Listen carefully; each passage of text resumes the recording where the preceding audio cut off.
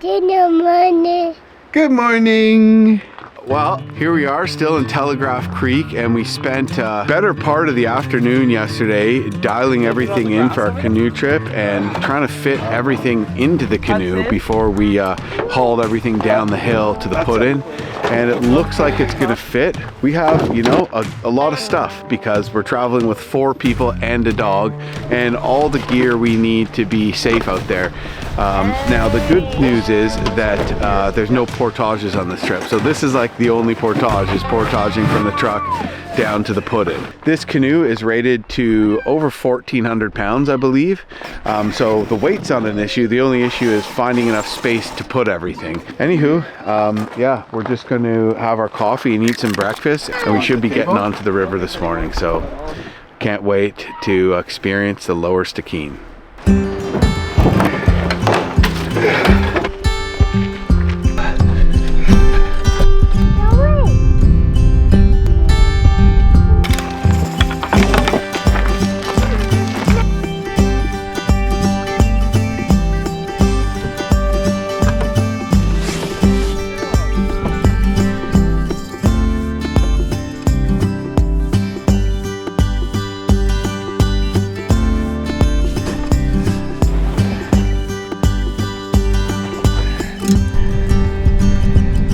So this is a new life jacket that we got for Wesley.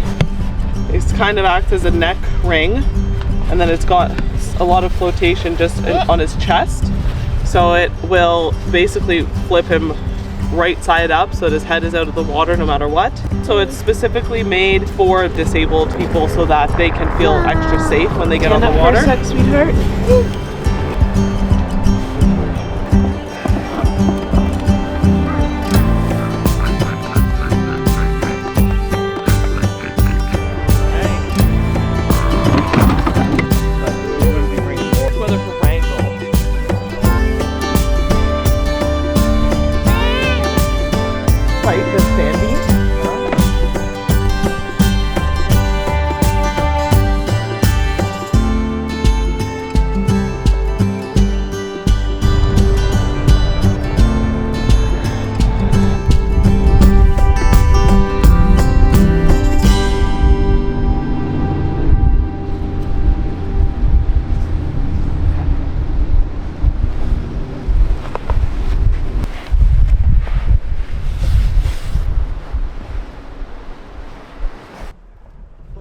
We're still here.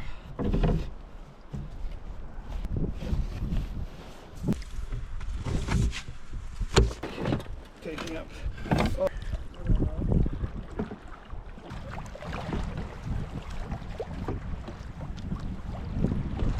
Okay, we are on the water in a very heavily loaded 18-foot prospector, but we are still under the amount of weight this puppy can take. This thing's rated for over 1,400 pounds. So, and we have a swift coming up right off the hop. Looks like left might actually be better, no?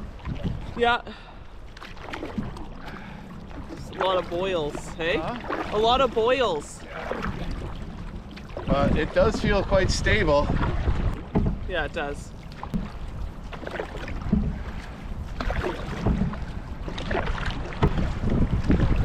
This is a little wavy here, eh? Yeah. Yeah, no problem though, eh? Yeah. Like the one thing about having a heavy load is that your stability is more, you know? Yeah.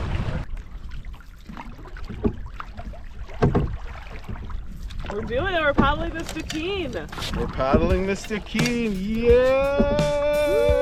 Woo! Nice.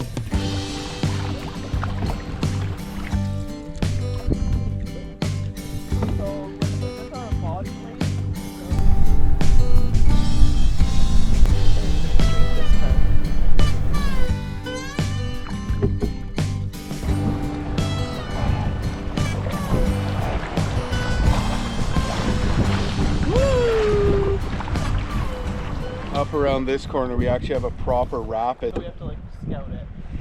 I mean, we might, yeah. Sounds like something, but it looks like we could just pull up on this gravel bar.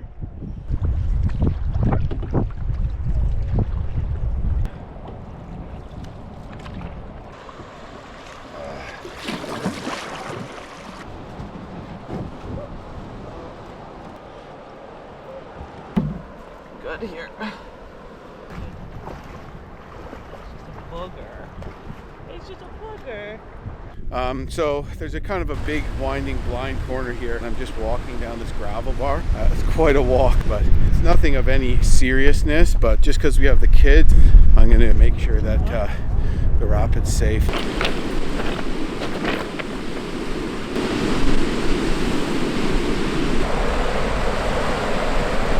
Some bigger stuff over there.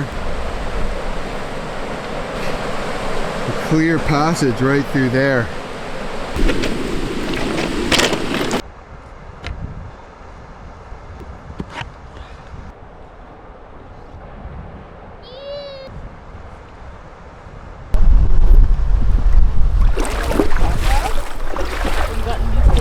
Annoying life jacket? Yeah, I'm gonna take one knee too.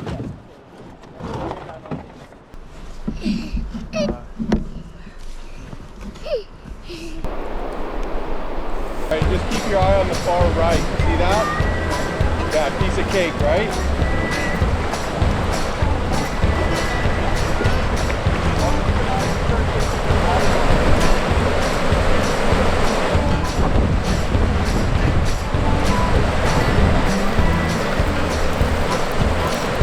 Nothing.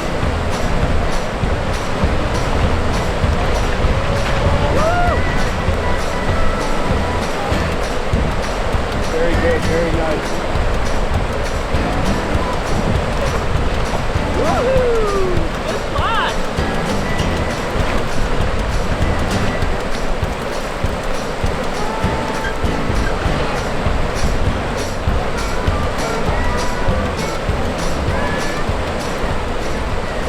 I think we're laughing.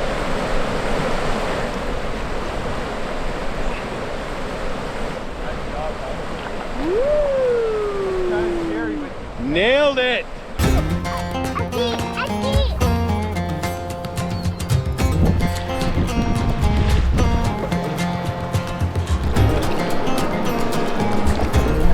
Wow, beautiful.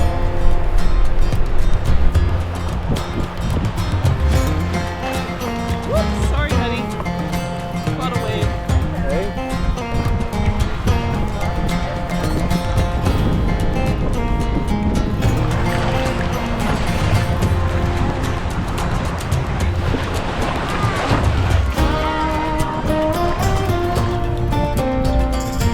Tall Tan Fish Camp here.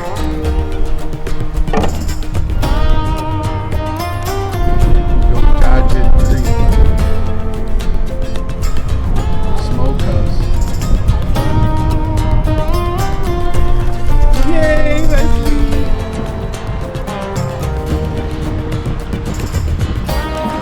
Yeah.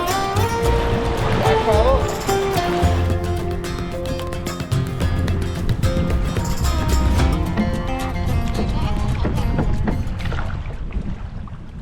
Whoa, look at this. Look straight ahead. See that rock? Oh, wow.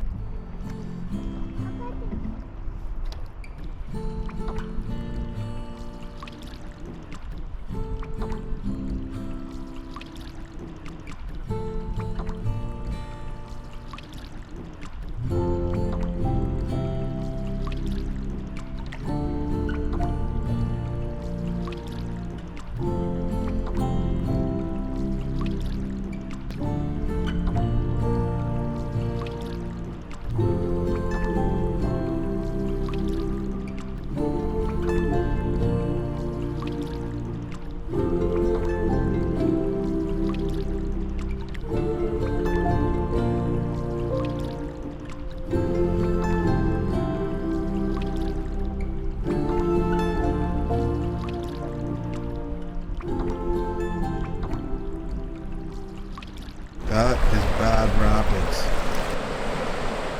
So, to run bad rapid, it looks like we have to hit a line that we're going to need to be fairly precise on at the top.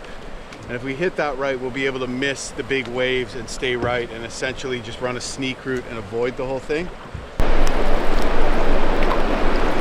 I think we're going to crush this. Oh, this looks too bad. No.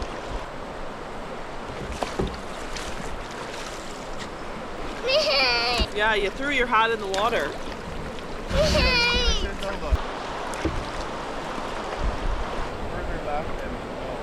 Yeah.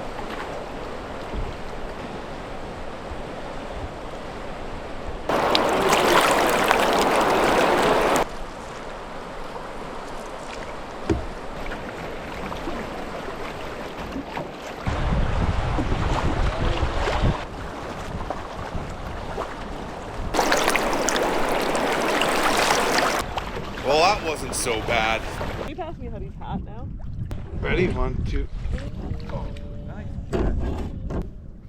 Well, we are past the rapids and we're looking forward to cruising a bit further downriver. The scenery is just getting better and better. Clearwater creeks rolling in off the mountains, making a nice hissing, sort of babbling noise. Stacked mountains in the distance. We're hoping to stop at a fairly major tributary that, with any luck, will hold fish at its mouth. The Stikine is a silty river, milky as they call it. Has a lot to do with the glacial till in it. So typically where the fishing's good is where clear water tributaries pour into it and create a big clear water back eddy at the confluence, and so that's where we're going to fish. I mean, you still might catch something in a regular old back eddy here, but your chances are fairly low. So yeah, we're hoping to camp at a spot where we might catch a fish, and we'll definitely have a beautiful view. That's a given in this country.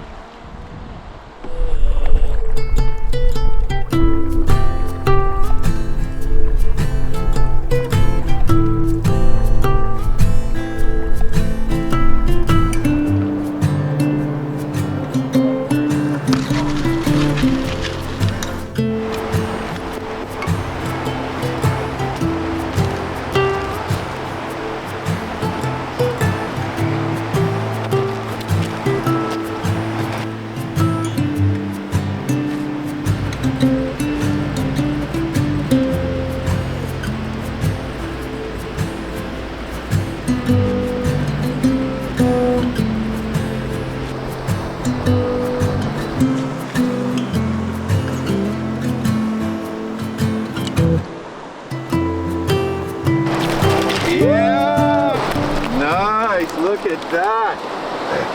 Woo! That is not a small fish. It hit right here.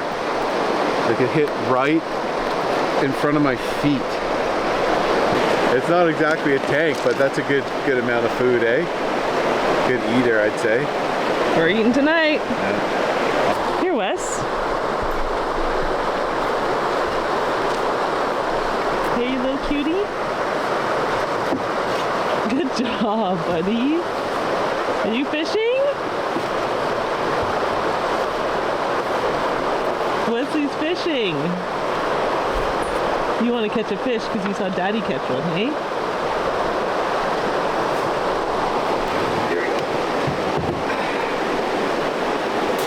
He's so happy.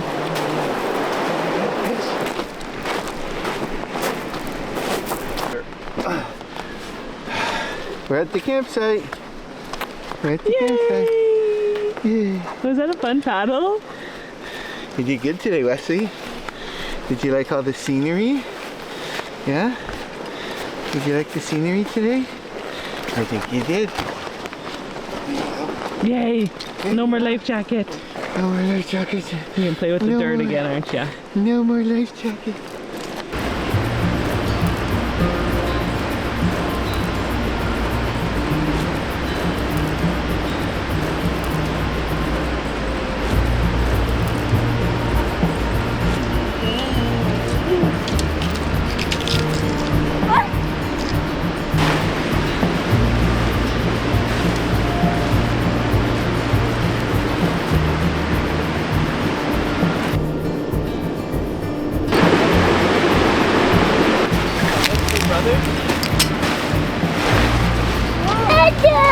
Yeah, bud? What did Mama do? She's not letting me eat all the Cliff Bars for dinner. Can't eat only Cliff Bars for dinner, but we could bring in some fish. You want to eat some fish? Oh, we can eat some fish for dinner.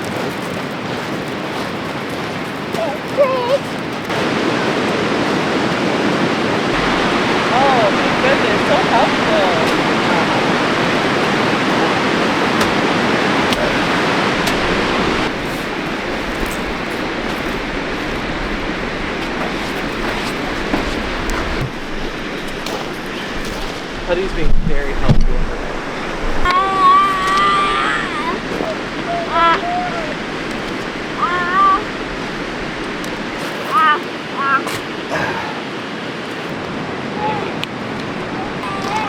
Hudson, stay close, please. Too far. Thank you. One's a little.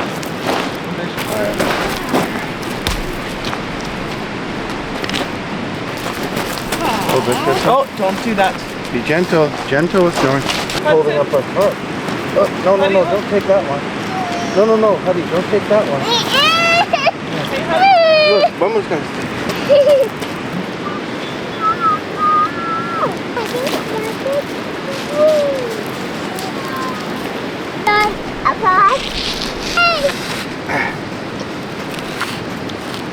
Yeah, come sit down.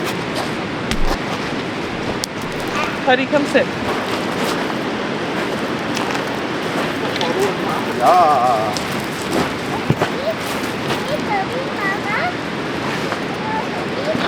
You don't need no help. Let's do pasta tonight. Spaghetti? Daddy. Yeah. Yummy spaghetti. Daddy. Mama said. Very good. Dada play. Dada play? Dada play? Dada play. Okay, Dada will play.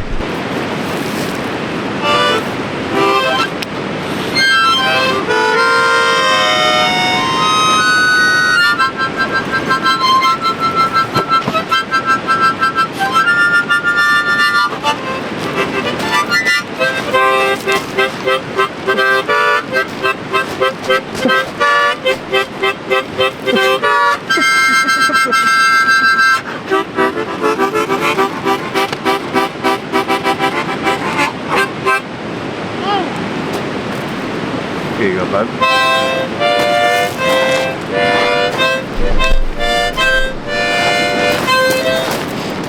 Wesley loves it. Yeah, more. Fast. Yummy. Hot. Yeah, hot. Puppy. Yeah, you gotta rehydrate your brother's food.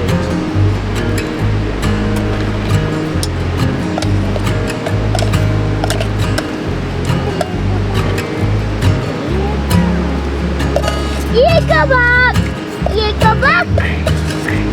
Ladybug.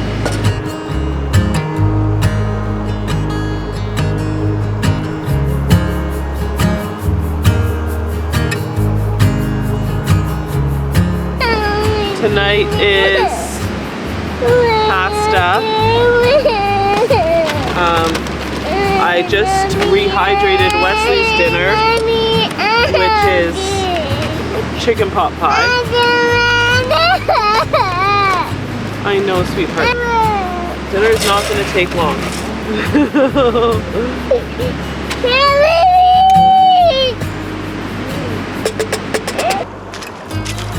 Well, tried to get another fish, no such luck, but that one Dolly Varden, good size, so it'll feed us with a little side of pasta or something.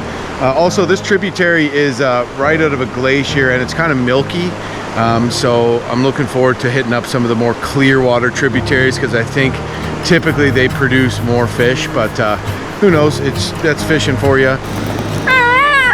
Are you drinking a rock tea? Yeah. Yummy, rock tea. This Dolly? Could use some more rocks.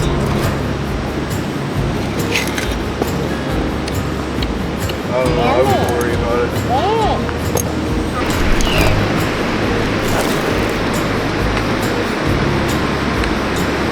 It's pretty good, eh? Yeah, it's ripping. Yeah.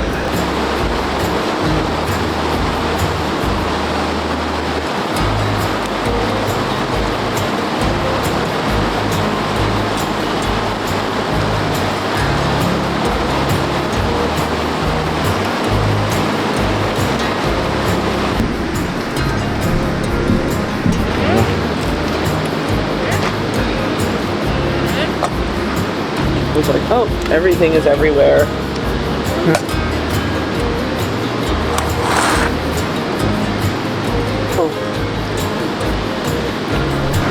What'd you do? Uh-oh. And north. Why you have a dog right there. You see the rocks and everything. Very good, honey.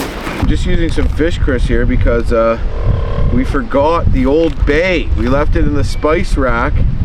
I love Old Bay with fish, and we didn't bring any fish seasoning. So we're gonna have to do it the old-fashioned way. Huh? Fish? Hi. Plenty of time for that, honey. Hi. Dad. I don't care enough. No, okay.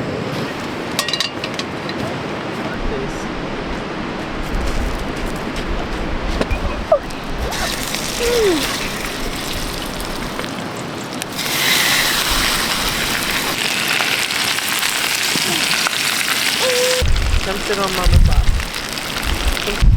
Scrolling. The wind has completely changed. I have it. Hey? Weird, eh? Going the other direction completely. Okay, super windy all of a sudden. I'm just cooking the fish.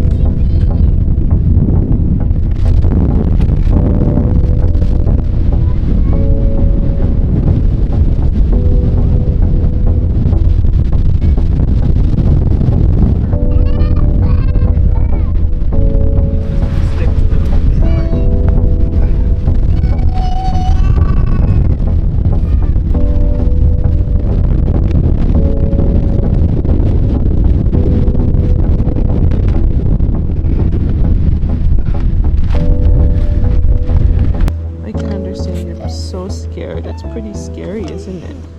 But we're okay, right? It's just wind. It just sounds scary. Wesley's just chilling. Look at him. He's asleep already. Wesley's used to this camping situation, huh?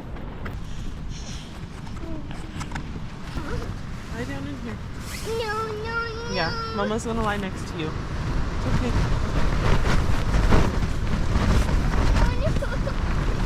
I'll lie with you. Not quite like that. Summer still, technically.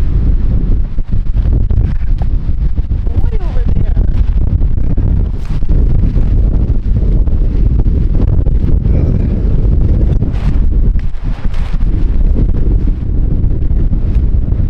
Like a little bit of a crazy turn of events here.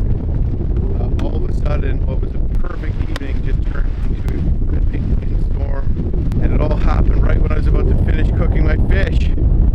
So I think me and Tori are going to put our rain jackets on and eat that fish and climb into the tent, but this is crazy. And after all that, it is now raining, and the wind has pretty much stopped. We just guyed the crap out of the whole tent.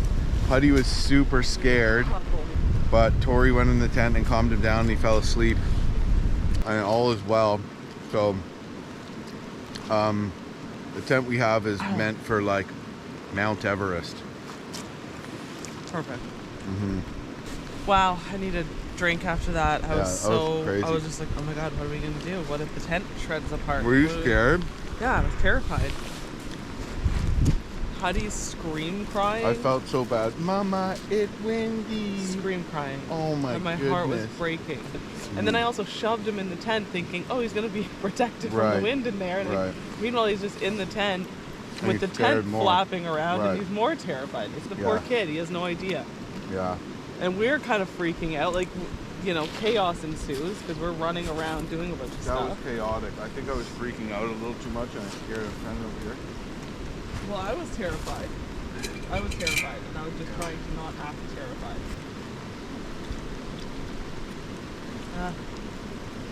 Hey, pretty good. They were like, it's going to be raining for the next 5 days. Yeah. But we're on a trip for 10 days, so maybe the next following 5 days will be nice. When we're in the rainforest? Nice and sunny, and sun shining. Yeah. Okay, so nighttime of day 1, and it threw a lot of different things at us, from a beautiful morning to taking time to get on the river, to starting out feeling uncomfortable, packed in, gear not in the right place, scared that we were too heavily loaded, to all of a sudden gaining our confidence, running a bunch of rapids and nailing some technical maneuvers, to hitting a nice beautiful stretch of river, taking in the scenery and just getting to camp, catching a beauty fish right off the bat and being like, oh man, this is perfect, what a nice evening, to all of a sudden gale force freaking winds. Me and Tori are thinking like 75, 80 kilometer an hour winds, but yeah, it was pretty scary. I can't say I've ever really had a raging windstorm blow up like that out of absolutely nowhere. But you know what? At the end of the day, yeah, it wasn't what we wanted, but we knew how to deal with it and we handled it, and everybody's fine, and we're looking forward to tomorrow on the river. Anyways, it is late. I'm tired. Crazy chain of events today, not to mention the great horned owl. I guess they have a nest around here that was just hanging out right over there calling at us, so that was nuts. But yeah, looking forward to seeing what tomorrow has in store, and I'm gonna go to bed before my pants get any more wet. Go on now.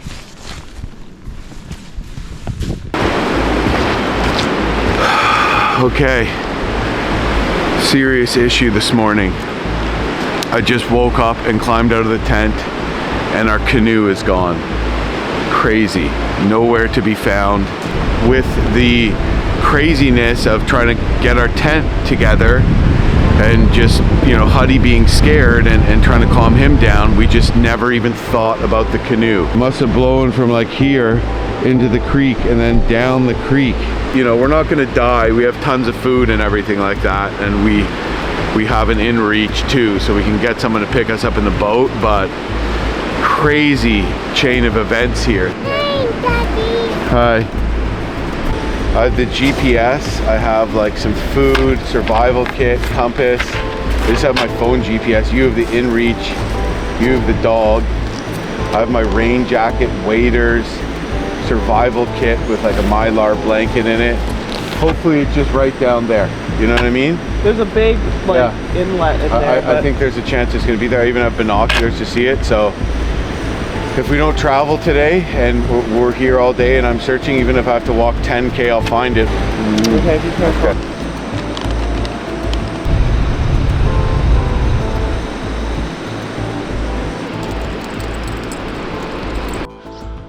Well, I'm just heading out to find this canoe.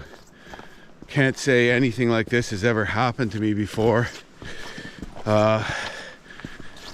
You know, I'm good at hauling my canoes up on shore, but I always go the extra mile even. So I don't know, man. Sometimes you're just hooped, so I'm not going to beat myself up too much about it. But, you know, with just the panic of the kids' safety and our shelter, that's first and foremost, and really didn't cross my mind, which is crazy, to check up on the canoe in the way I should have. So I've left Tori back with the kids. She's got bear spray, bear banger, shotgun, the dog, tent, tarp, everything. I've taken some food for myself and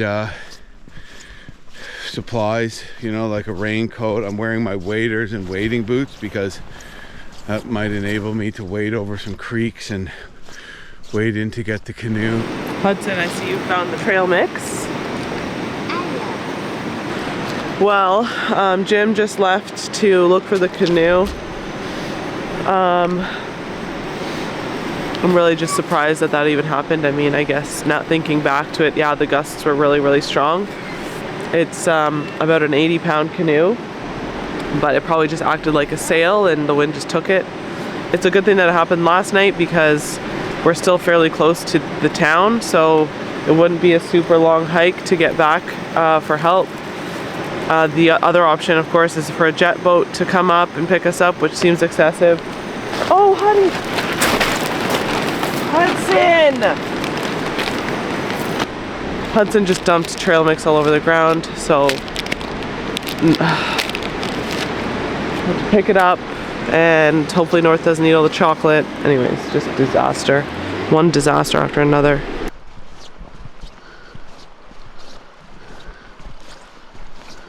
Oh man, I was hoping it would just be down here, but I don't see anything. So this river is really strong and could be miles and miles away.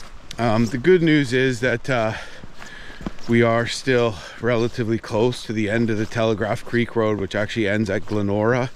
So we can get someone in a boat to come and pick us up. So it's not the end of the world.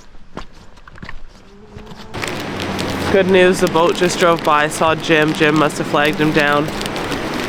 They're probably gonna go look for the canoe and the boat. Well, I don't know if you could see that, but a jet boat just went by and I waved him down. Guy's name's Miles, he's from Glenora, and he's gonna look for the boat for us. So he just said like he's actually on his way down because his parents have a camp down river and all these trees blew down on their cabin. So the storm last night hit everybody pretty hard. If we can't find anything, he's gonna give us a ride back to Telegraph Creek. So fingers are freaking crossed, man.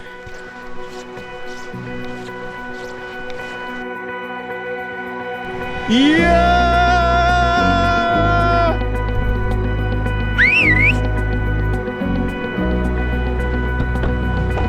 You did it!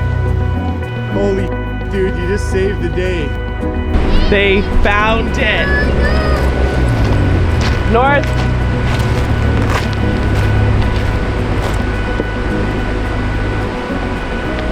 Yeah! Yes, Miles.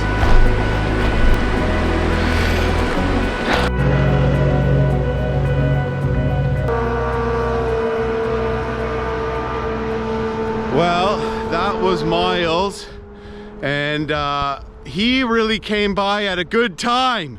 It turned out that the canoe was basically right around that bend. It was upside down, but it was washed up on a gravel bar, so we're kind of lucky the water's low because there's more for it to get hung up on. And he told me that was a once in 50 years freak windstorm, and it just caused disaster all over the place. So good to know that we're not going to be dealing with that again.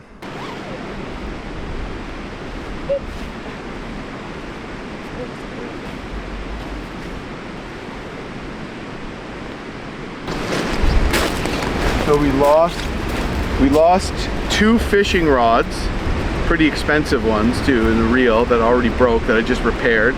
2 fishing rods, 2 reels, a full tackle box, and your nice paddle are gone. But honestly, for a once in 50 years freak gusting windstorm that has just like caused havoc everywhere, I think we did pretty good. And we'll have to just make our own canoe. We might not be able to catch salmon. We could hand line them maybe. So. All right, honey, I think all in it's a success. It sucked. What's wrong with Wesley? I like it. Is he doing something to bother you?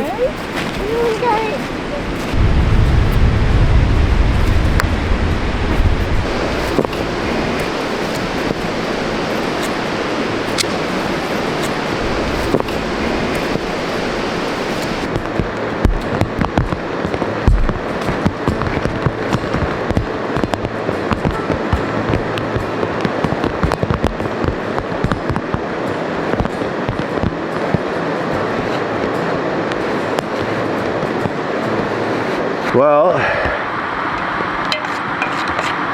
very eventful evening and morning, but because of that whole fiasco, we're not getting away. It's already 11:30. I'm just eating my breakfast now. So, steady rains picked up. It's probably about 10 degrees colder than yesterday. But we're prepared for all that. Bummer to lose my whole tackle box and those 2 fishing rods. I do have a fly rod, and I do have a spare reel and some line and some snare wire. I should have an extra lure in my survival kit, and maybe I can use some garbage or something to make a lure. So all is not lost. Crazy chain of events that even made that possible. I had the canoe pulled up quite a ways on shore, and I had the painter tied around a boulder, but the boulder wasn't big enough and the wind was so strong that it looks like my tying job, the rope just slipped underneath the boulder and it blew back into this creek and then drifted into the main current, and it was found upside down. So yeah. Did Hudson eat a bunch of sand? Looks like it. Huddy, spit it out. Spit it out. No eat sand. Yum, yucky, yucky sand.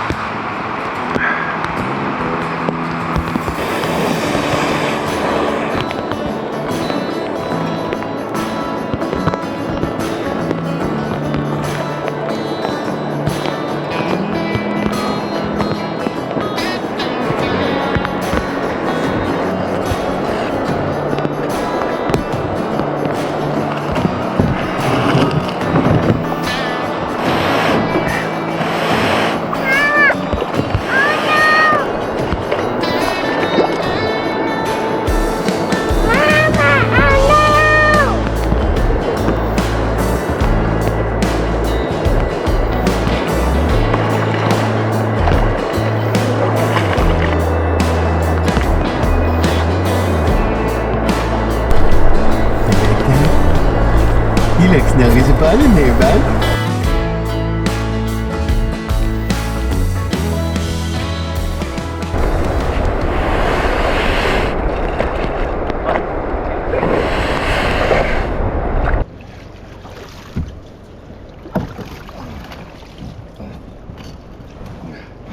Wesley is comfortably under an umbrella.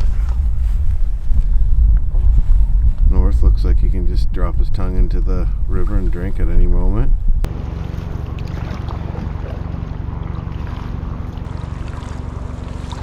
Tim. Yeah, helicopter again. Okay.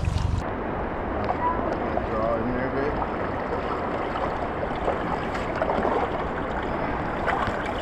Whoa, whoa, abba, da, da, da, da. Me, da, da, da. Had a bunch of trees fall down. Row, row, row your boat gently down the stream. So fortunately, Today we got quite a late start. Unfortunately, we were trying to get an earlier start today. Oh, 1:35. Wow. Not bad. Anyways, we're looking forward to the day on the river. We have a class 1 coming up, which I'm not looking forward to because they're scary with the kids. Yeah, did you see this? This would have been hard for me to get around. So I would have had to bushwhack up and around. Yeah. Yeah, so here's where the canoe was, Tor. Is this heavy? No, up there. Crazy, eh? Yeah.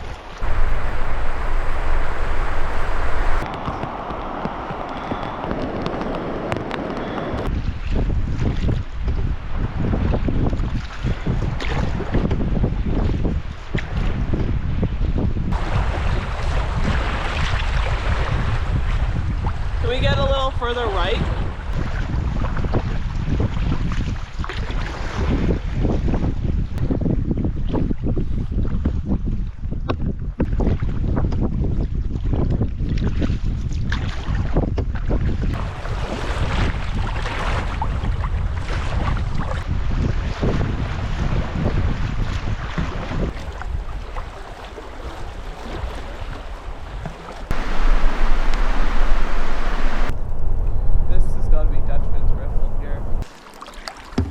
right, you ready, honey? Go on, North. Other side. North is sitting this one out. We're coming up to Dutchman's Riffle, which is a class 1 rapid. But Tori and I are just realizing that with the kids in the boat and a heavy load, high stakes, and a class 1 feels more emotionally like a class 3, and we're just avoiding everything. You know, not taking any risks. It's okay, North. Other side. Other side, other side. So we've let North out of the boat for this one. And it feels way better, like just less tippy, less top heavy with the weight lower. But he's getting a little scared because we're not paddling downriver. We have to paddle back up to get around a shallow part. And North is like, hey, where are you going? Well, let's front ferry over there. We'll keep paddling.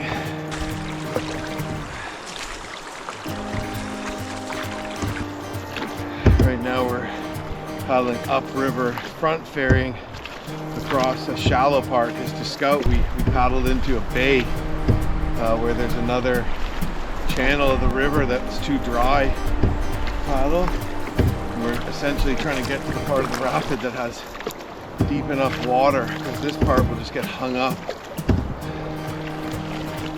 Yeah, we're looking pretty good. To a big arcing turn.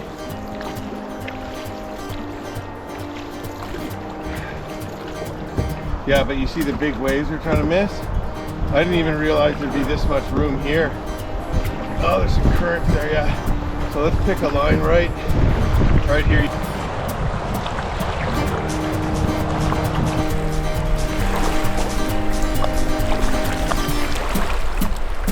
All right, just paddle hard.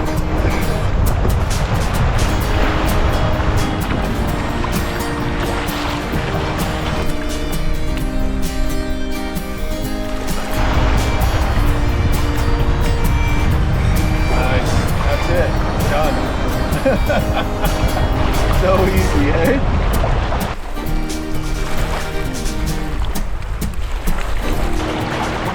Yeah, look at those waves. Yeah. Woo!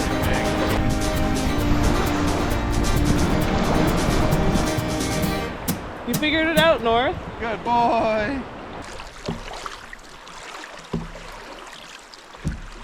There were some big waves in there, some waves that we would have taken in a lot of water if we hit that wave train, Right eh? in the middle, yeah. This will burn off some energy for North. North is still running along the side. Good boy, North.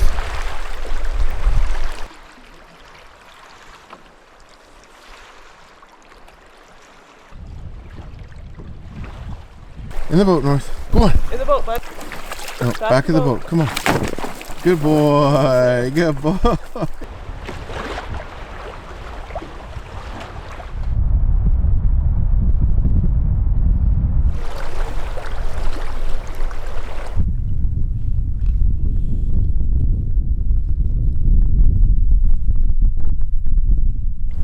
Is that a goat up there? I think that might be a goat up there.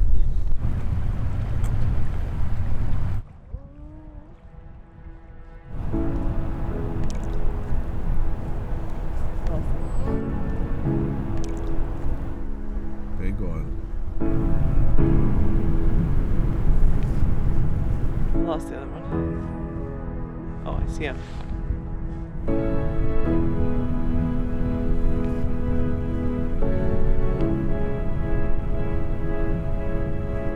Cool. Do you want these back?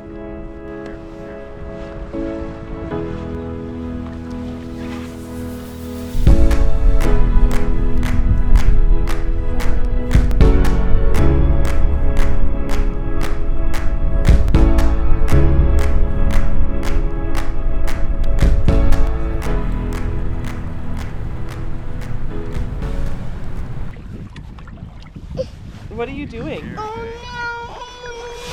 So he doesn't like the dirt on the bottom of the canoe, so he's trying to not stand down there.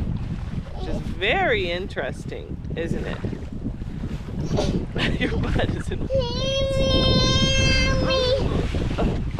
Is that okay? Is that what you wanted?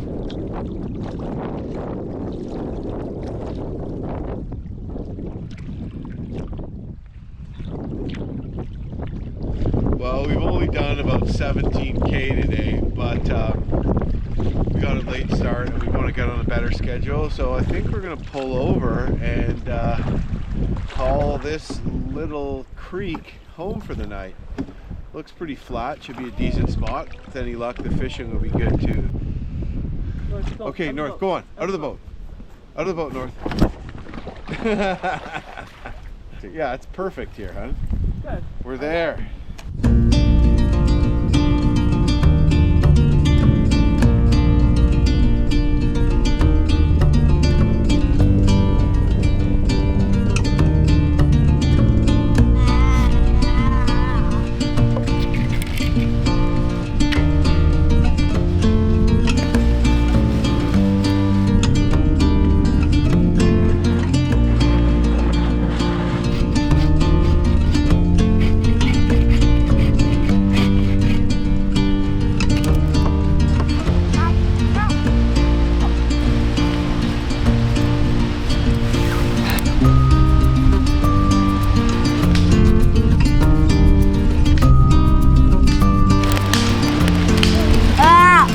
You okay, Wes?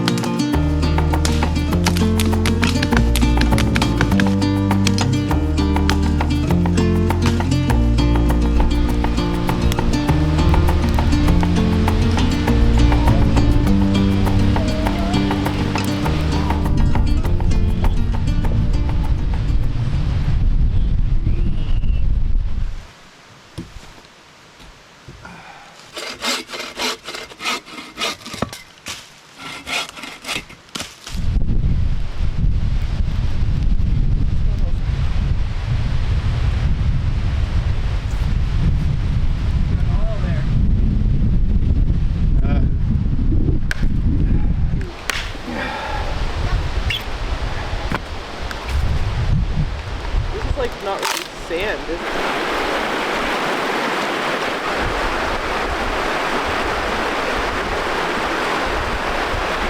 Look at how nice and clear this water from this creek is.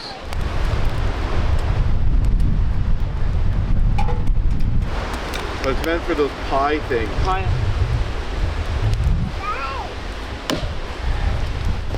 I brought Slick Penelope with me. One of my subscribers reminded me that I once called my shotgun Slick Penelope and I'd forgotten, so I thought that was funny. Anyways, yeah, so brought this with me because we're in grizzly bear country, and at this time of year there's salmon, so there's going to be more bears around. But yeah, I don't just leave it with the safety off. I actually leave it with the safety off, but I leave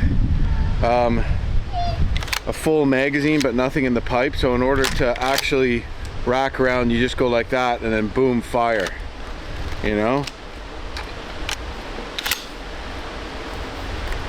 So it means you're one shot less, but it means with Huddy running around, you know, there's no way he's going to be able to rack around like that. So it just makes it a lot safer at camp because you don't want the gun to become more dangerous than a grizzly bear. Can you keep an eye on Huddy for a split second? I'm gonna go wash dishes. Yeah. Huddy, come here, bud. We gotta go. We got stuff to do. Huddy, don't hurt North's tail.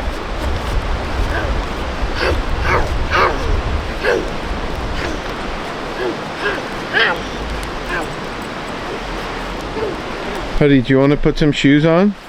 No. Okay. For dinner tonight we are going to have another leftover dehydrated meal.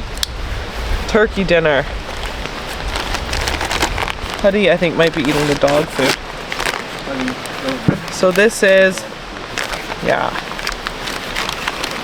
mashed potatoes, stuffing,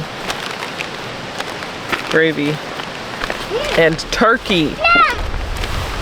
Water, please. Water, please. Oh, yes, the water's over there. This one's not treated, sweetheart. Daddy has water. Hey? Here, how do you look? Water. Just add some of the boiled water to this to rehydrate it. It'll be delicious.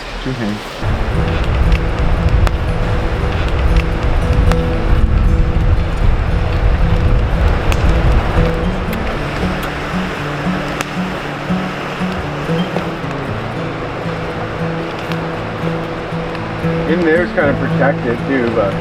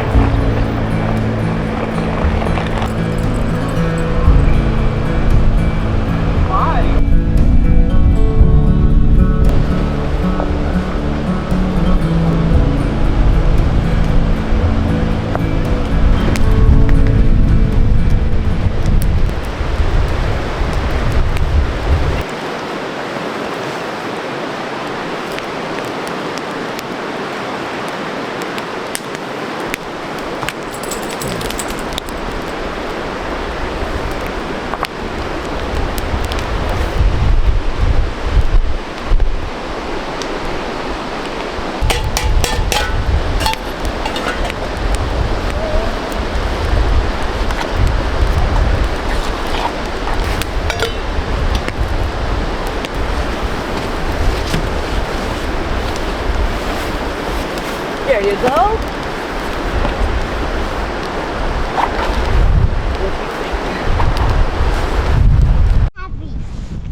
heavy.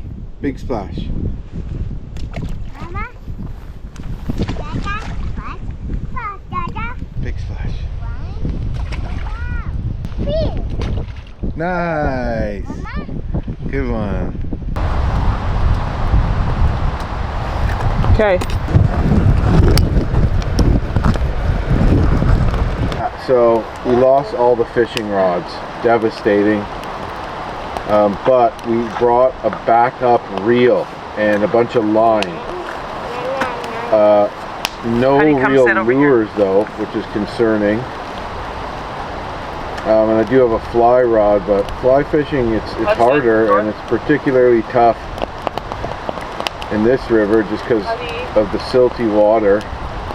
And also it takes more time, so we don't have a lot of time. So, and I don't have a fly rod that can handle salmon, and I sure as heck don't think this could either. But I'm basically trying to make myself a rod. So I have an extra reel, and I cut this like whippy branch from some bush, and I'm basically going to snare wire my spare reel to this, and then use snare wire for guides, and then essentially just make a lure. This is what I'm going to have for the rest of the trip to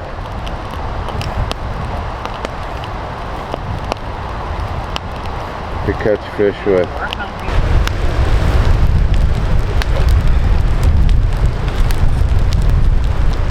In there, Wes?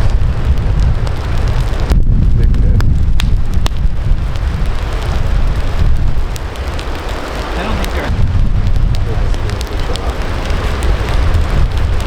Did you get enough?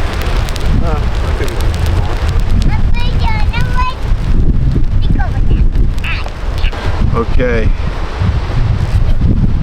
We got to camp early today, which is great. but it's hard to find the time to finish things like fixing my fishing rod, just because one of us has to be watching Hudson at all times and all that. One thing I bring is a lot of wire, brought a lot of snare wire, and I have my backup reel here. It's a little wonky.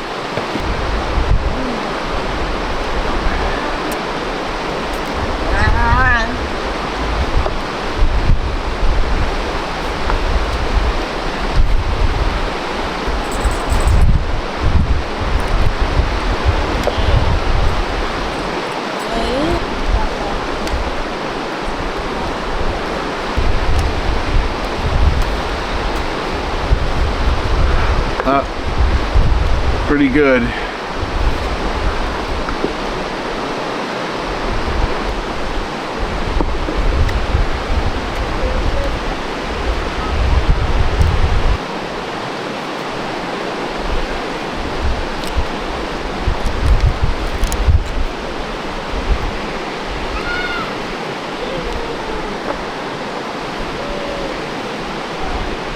It is the night of day 2, and I'm about to take the food barrels into the bush and crawl into bed. Tori and the kids are already in bed. What can I say about today? It was crazy. We've driven 5,000 kilometers across the country. To lose our canoe on day 1 would have been devastating if we had to turn back and call it quits. But yeah, stuff like that doesn't usually happen around here. That's just crazy. That storm is nuts. Tomorrow, with any luck, we might be able to see a creek with a salmon run in it, and hopefully some more wildlife, but we'll have to make it a few more kilometers to make up for what we didn't do today. I think today we did 17 or 18 clicks, and that only took us about 2.5 hours, if that. So that's good. We can make pretty good time on this river. But tomorrow we have a rapid called Grand Rapid, so that sounds pretty big. So it's a little nervous, but I think we'll be able to manage. But yeah, looking forward to hopefully getting an earlier start tomorrow, getting on the water, and having more time to enjoy the scenery, because it is beautiful. So I'm gonna take the food barrels into the bush now and call it a night.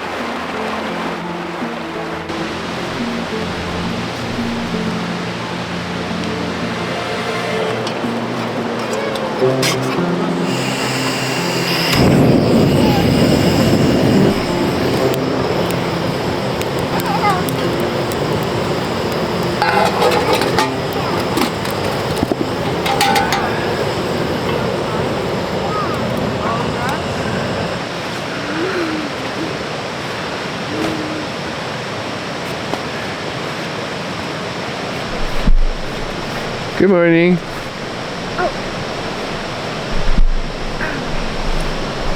Good morning, bud. Good morning.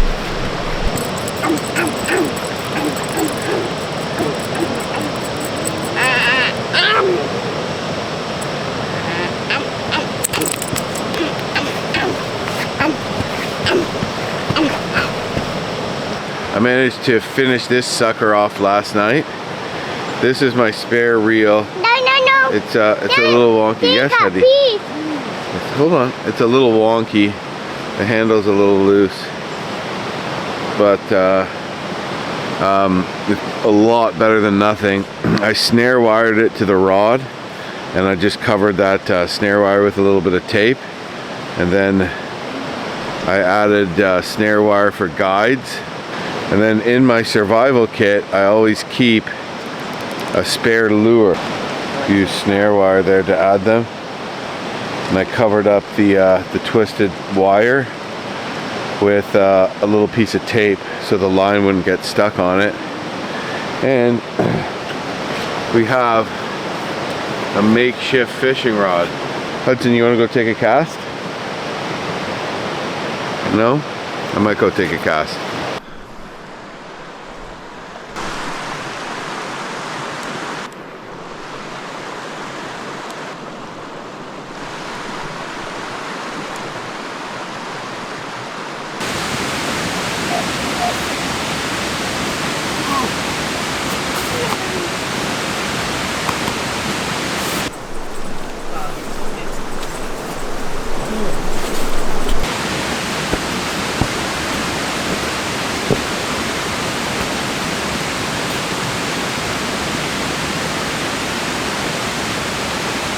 Well, I took a few casts this morning and couldn't catch anything with the new rod. This tributary comes out in 3 braids. Looks like the upriver braid is the one that has a bit of a backwater eddy that's holding the clear water from a tributary, so maybe I'm just not in the best spot. But yeah, the rod casts smoothly, casts far. Not exactly the most accurate casting or responsive, but pretty darn good and a heck of a lot better than nothing. Huddy spent the majority of the time while I fished throwing rocks in the river, didn't you? Mom is taking down the tent. Yeah, she is. Want to go back? Want to go up and get some food? Are you hungry? Do you want to drink some juice? Water? Water? Okay, we can go get some water. 2 hands. No, picking.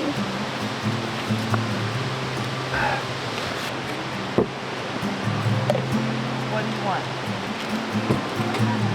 Oh, I didn't make any chips.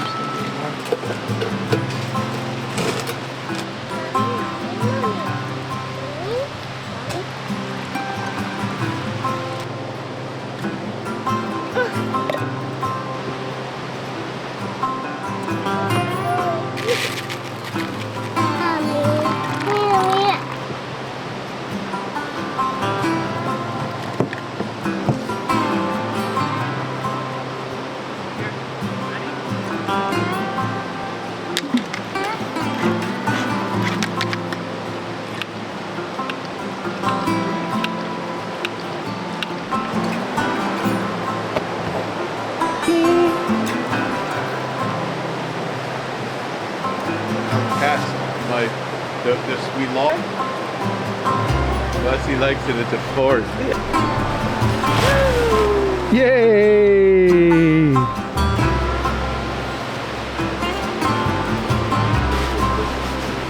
Yeah.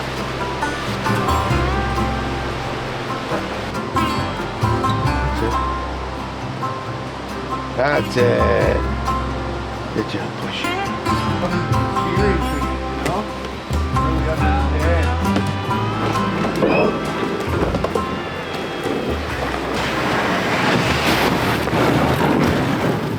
So North just trotted briskly out of the woods and turning and barking back over his shoulder, and then was like defensively blocking this trail going into the woods, and then went over and was defensively blocking the other trail. See, he notices the 2 trails into the site. Yeah. And there are 2 trails.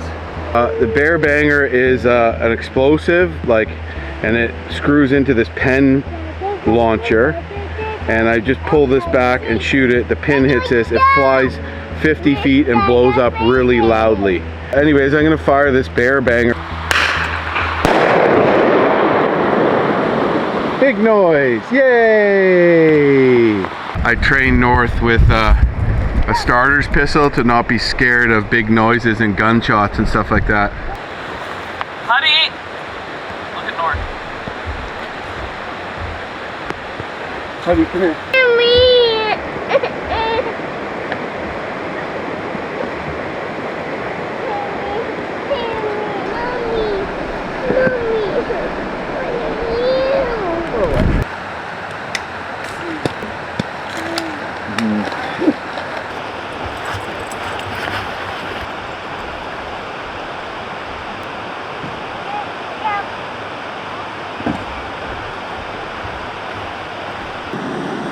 And finally, it's time for me and Tori to eat breakfast.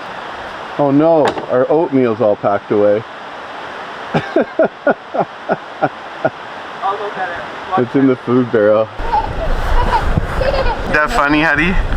Today should be fun. We're going to try to get caught up a little bit today. We're not behind schedule, which is nice. So got a little bit early of a wake up, moved a little faster this morning, got a better sleep.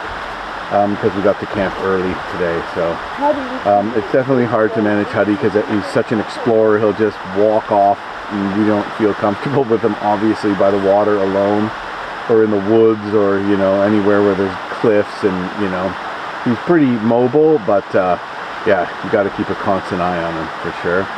Wesley's having a good day, all smiles, hanging out, had his oatmeal, and he's just enjoying the view of the mountain as we speak.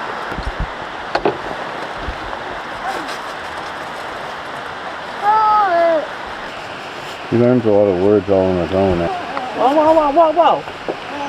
Whoa, whoa, whoa. Come here. Hop, hop, hop, hop, hop, hop. Grab his foot, I think. I can't, he's walking backwards. Huddy, what are you doing? Oh my goodness. Huddy, No. are you sure you don't want him? Good, eh? Come on, Hud, you can do it, bud. Oh, two hands. Take that one.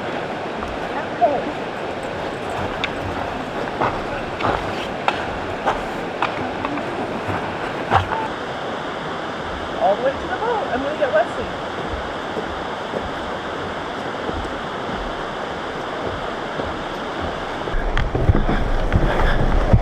Yay, Wesley! We're going to the boat! Yay!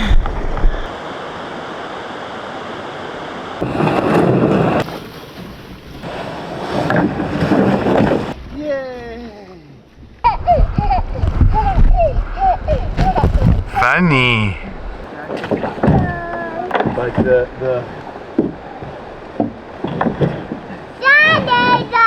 Here you go, Wes! Yes, Papa! No, Papa! No, Papa!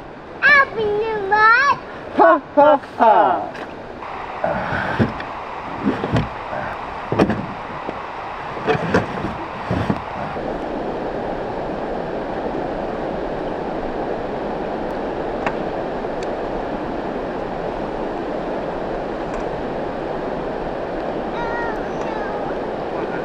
Any bites? No. Okay, Hud, in the boat, please. Oh, I did it. I'm in the boat.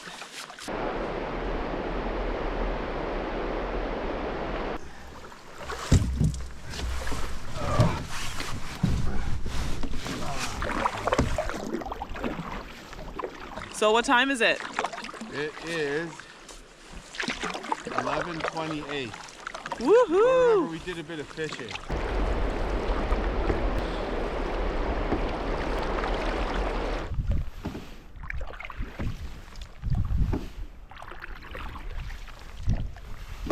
I'm going to say left, avoid those small channels, then get right and stay with the main channel.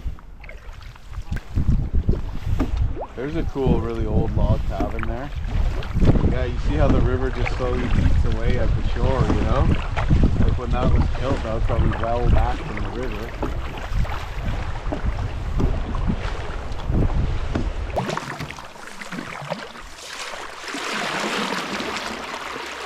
Well, we we thought maybe there'd be some coho running up this creek, and bear prints, wolf prints. That kind of shows that there's a good chance there are.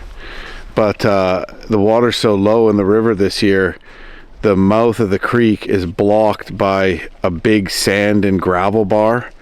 And so we kind of, it's hard to judge where the actual mouth is because it's on the other side of a channel that we'd have to like wade across a deep part of water to get to, or drag our canoe. So we're kind of blocked without putting in a lot of effort, and the kids are sleeping.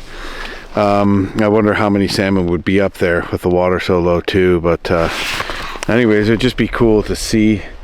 There might be some dolly varden at the mouth here, which is, it's not really the mouth, this is kind of like a side channel of the Stikine, but it's really shallow at the top of the side channel, and then the creek is feeding this side channel. At high water, there'd probably be none of this behind me would even be here, or even at medium water. Hopefully we see some salmon running further downriver, maybe when we're in Alaska or something. Well, the sun's kind of poking through, but we have a sprinkle of rain too. Wow, it's so peaceful while Huddy's asleep.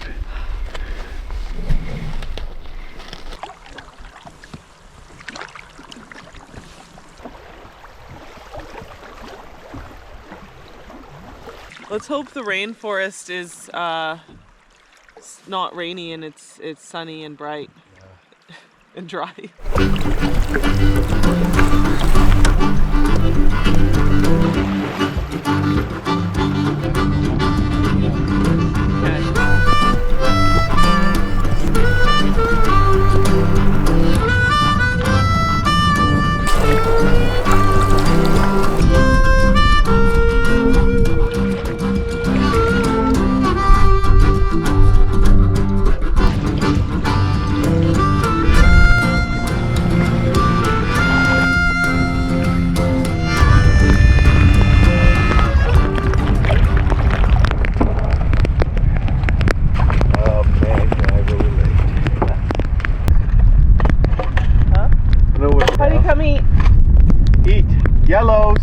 Huddy, you want a yellow?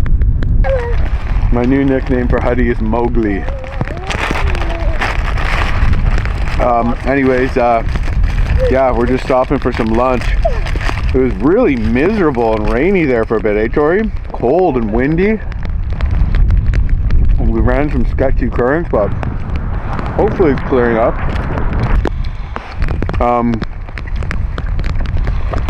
Just eating some pemmican here. That really fills you up. You start to feel weak, hungry, and kind of cold. Great to scarf some pemmican. Kids are doing great, but they're kind of tucked down out of the wind with little umbrellas on them. Completely blocked. Hon, you want some pemmican? Sure. So I don't think I brought the mustard. Hey, Wes. Hey, bud. Warm day today, is it, Wes?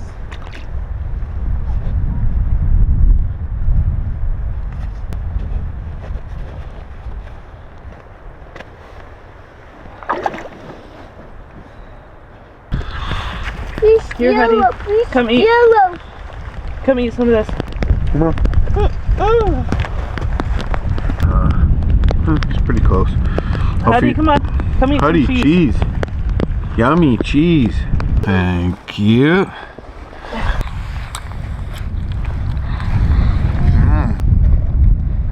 Papa. You want some peanut butter? No. Eat some of mine. Mama hand. Look, Huddy. Pizza. Pizza. Pizza. Want I some pizza? love pizza. You want pizza? Listen, yummy. Pizza? Try it, I promise. No. Huddy, please try. Please, baby. I'll put the doggy. Papa. Hi, bud. Yeah, there's peanut butter in here. Please try, Huddy. Please. Disaster.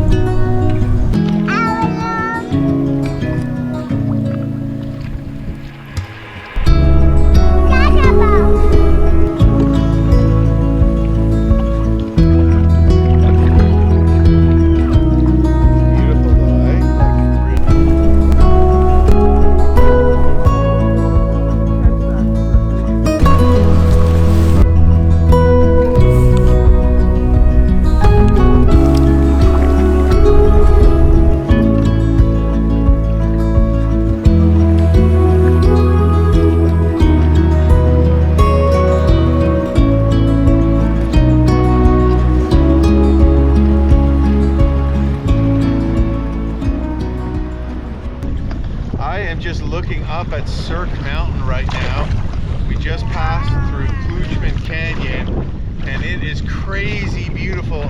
The peak is obstructed by clouds, but I can still see the glacier in the middle of it and the water pouring off the glacier with many waterfalls and everything rushing down the mountain.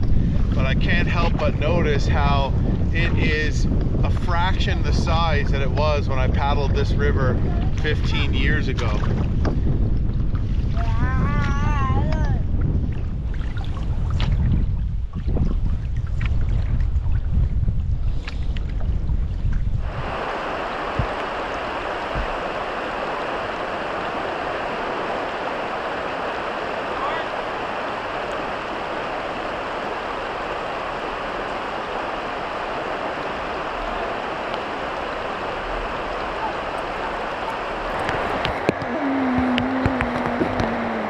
That I can't say. Yay.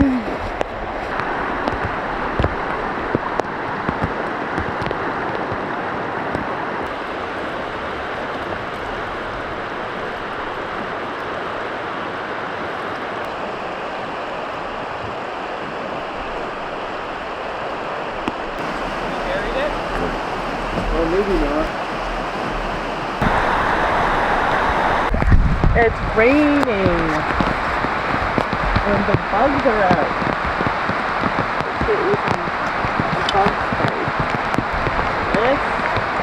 Most all family and kids, and some 25% deep for the adults. The black flies are bad.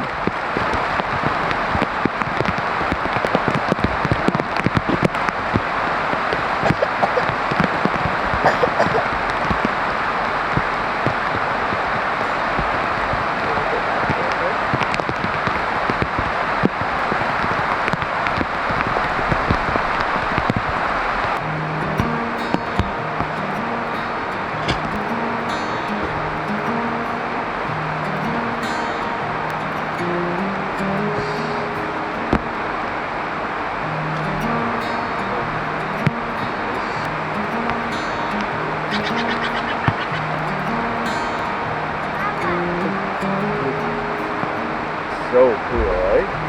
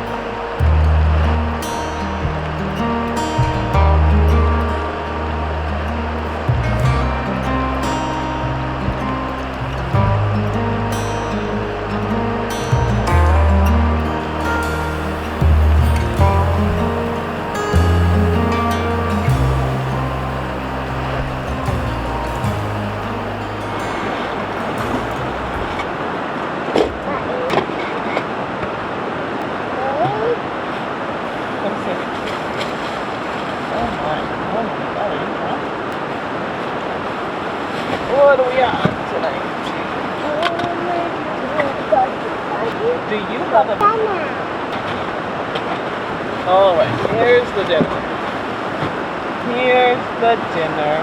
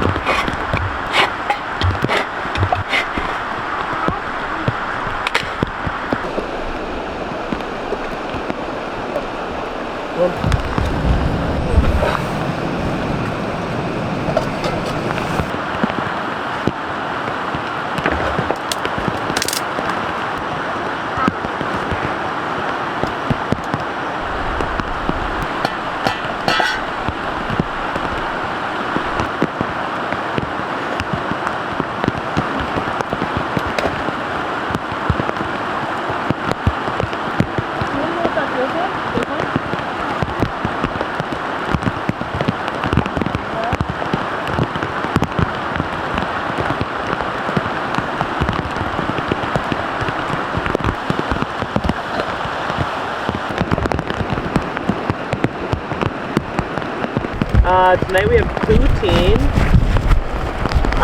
I cut up some potatoes and boiled them for a little bit and then fried them up. And now I'm just stirring up the gravy, which I've added some original Jack Link's beef jerky to like rehydrate it a little bit. Just add a little bit more protein to the meal. Anyways, the gravy is done. Pour some gravy.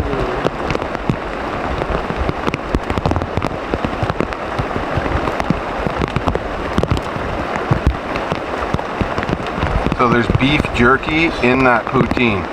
Correct. All right. What do we think? Oh my god, that looks delicious, honey. What a meal. What are you gonna eat? Ha ha ha.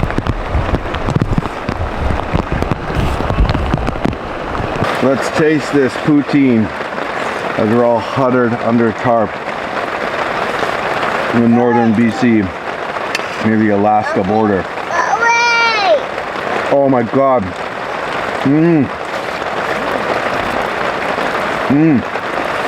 Tori, this is like gourmet. Today was less terrifying than the previous day because we woke up and our canoe was still there. Beautiful sight, but the sand kind of gets in everything, so it adds like an extra element of something, annoyingness, or just something to pay attention to so you don't kick sand in everything. Hudson's has a blowout. It has to be totally changed head to toe. I have to scrub out his clothes in the river. This is the off-camera stuff. And just driving rain and we're soaked under a tarp. But really beautiful spot at the base of Cirque Mountain here. Did we get caught up? We got caught up today. Nice. So you gotta do 24 kilometers tomorrow, right? Yeah. Okay. We were at kilometer 40. Wait, how did we get caught up? Where are we? 65? I think so. Oh, so we're not caught up. Really? We should be at 75, right? 3 days of 25 kilometers, 25, 50, 75. Okay. No, we're not caught up. We need to be at kilometer 100 tomorrow. So we're actually behind schedule. So we need to do 35 kilometers. Oh my god. Good morning. It is the morning of day 4. We are camped at the base of Cirque Mountain. Beautiful views all around us. It's a little bit chillier this morning. It's not as overcast. There's some blue sky, and I will take no rain. In order to get to Wrangell, we have to maintain a pace of 25 kilometers per day. Of course, it sounds easy when the current is ripping like this, but there's a lot of things that slow us down, but I know we'll be okay. Worst comes to worst, we call a jet boat to come and pick us up at any point. Don't get any ideas. I've got his number on speed dial.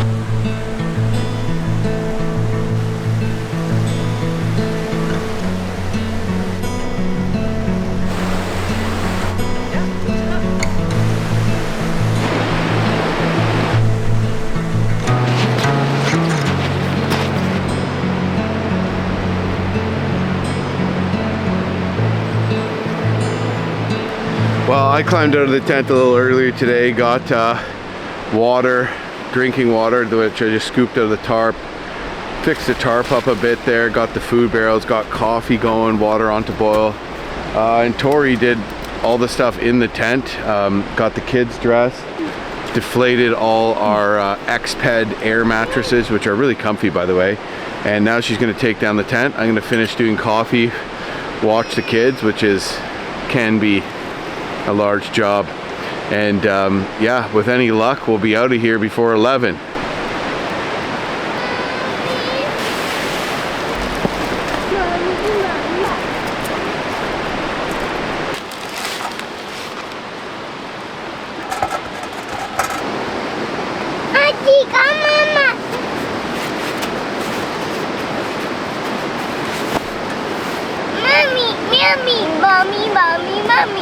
Mommy, look at baby. It's just a black fly. It's just annoying. Here you go, buddy. Yeah, I want to get Wesley's medicine in him, so Okay, can let me you do it. just fill this with water? Hours, That's too, I'm trying to charge.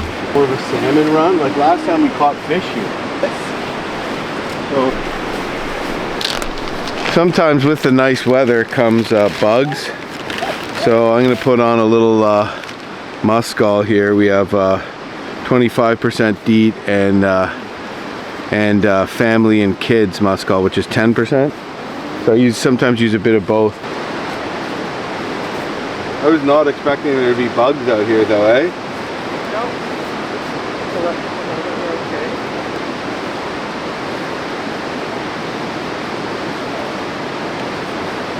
Bye.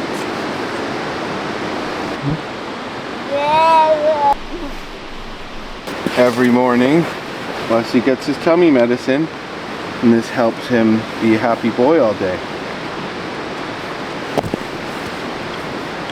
A little something to wash it down.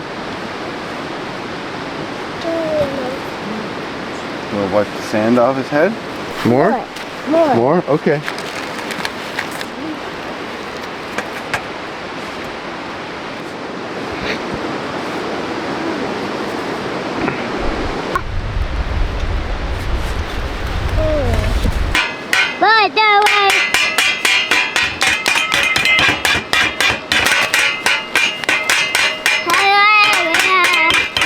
Very good singing. Yeah! Oh no!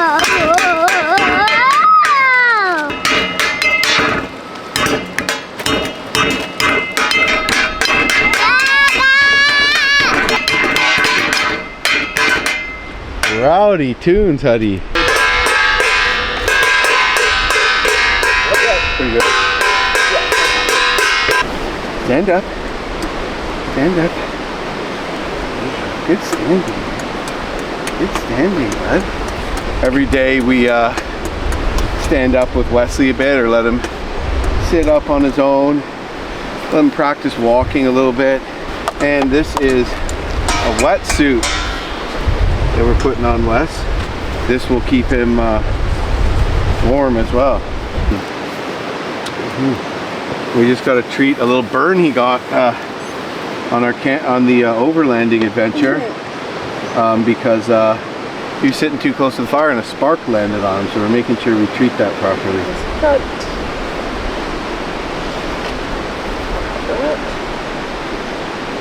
Yay! Jim is his dad, Tori is his mama, and Huddy is his little brother. They love each other. Yeah.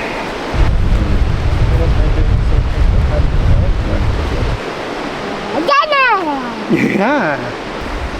How's he doing?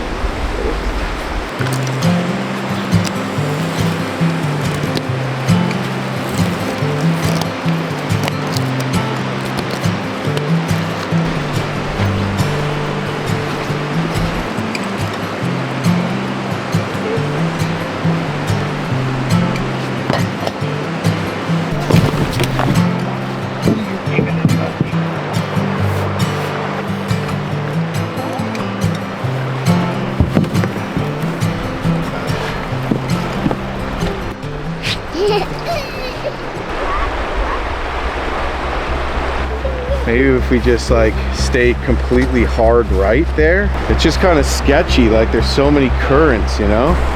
But maybe we could just merge with the current and then get hard left. It's probably the best thing to do. You know? So like instead of turning in, we're going to point the bow down river. Exactly. Oh, okay. I like that idea better.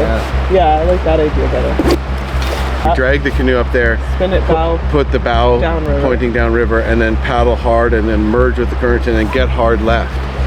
You know? And are we kind of back ferrying left or just paddling left? Paddling left, yeah. Okay, yeah. Yeah. We can do it. Okay, Huddy. With your little, what are those feet, man? Are they made out of like juniper bushes? Steel? And sunshine.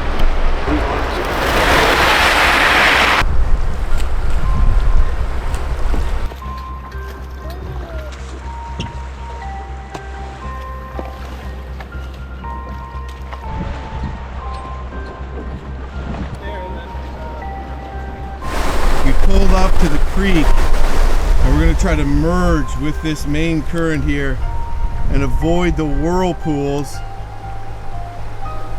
It's hard to see from here, but there's major whirlpools right in here. It's gonna want to try to flip us upriver. Okay. Okay, so draw.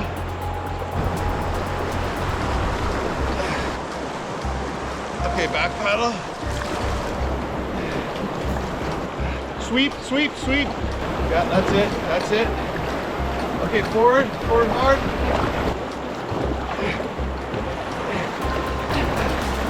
Hard, hard, hard.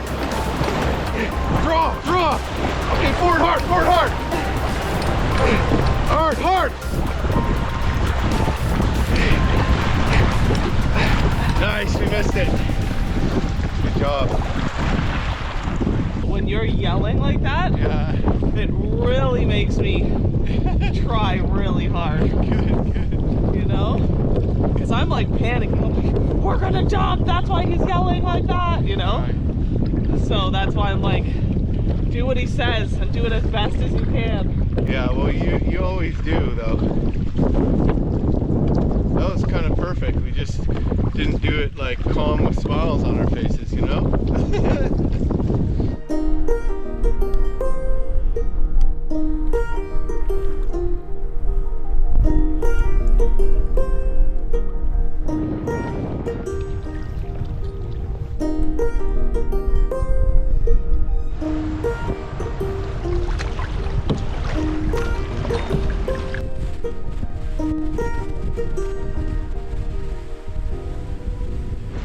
This is cool, eh? Yeah.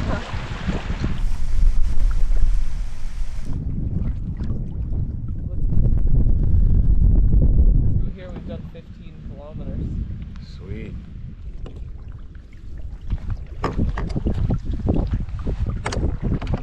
2 kilometers long or something. Wow.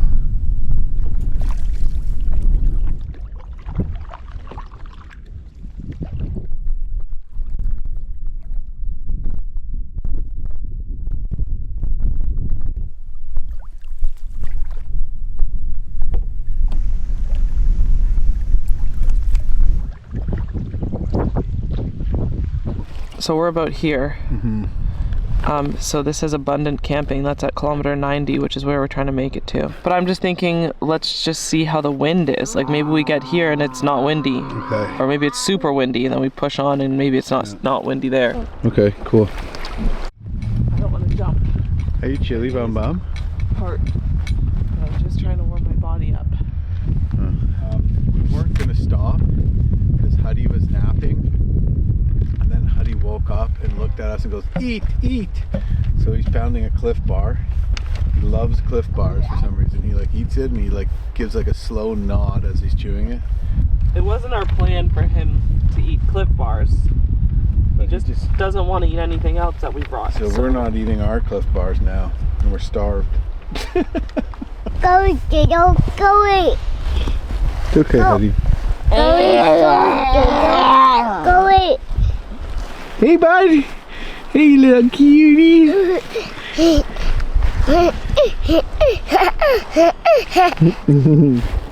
Your brother loves you, Huddy. Yeah. I think that's probably coming from a glacier, right? Yeah, probably. Look how Just many behind waterfalls are on it. You know?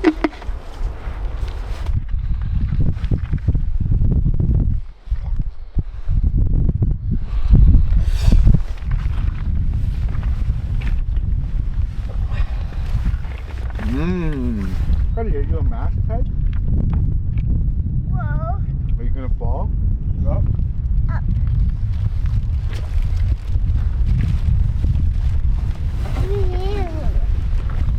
You're welcome.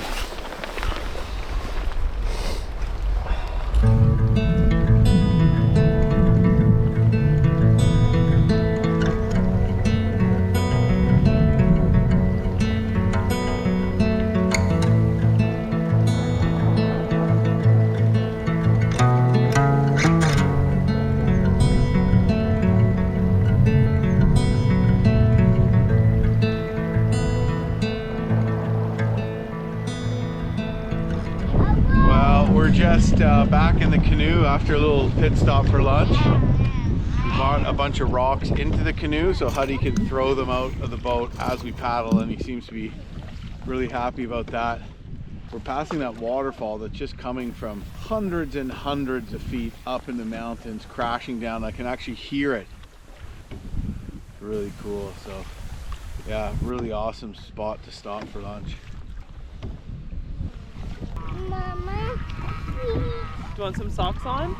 choo-choo. You want socks and shoes? Shoes. Okay, sit down. Ow.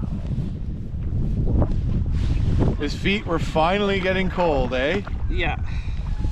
Did he say feet are cold? Yeah. He said feet cold? Yeah. Wow, what a tough little guy though, eh? It only took 4 days. Mommy, hear Walking me. around barefoot.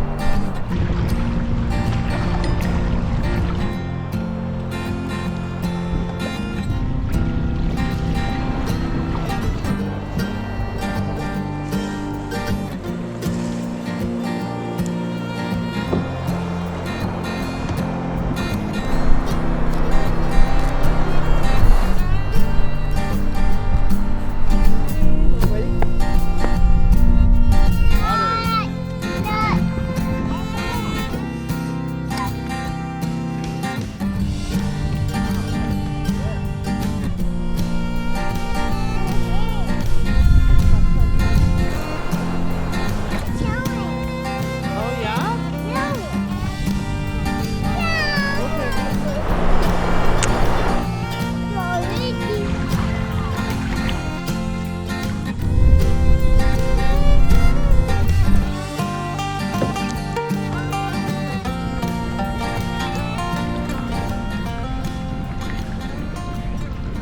Well, we have arrived at camp and it looks like a beautiful spot right at the mouth of this glacial creek with just a beautiful glowing blue water. Bit of a hike to get up to the camping area from the river, and made sure I pulled the canoe up nice and far, tied it off because, well, you know why if you've watched the first day of this trip.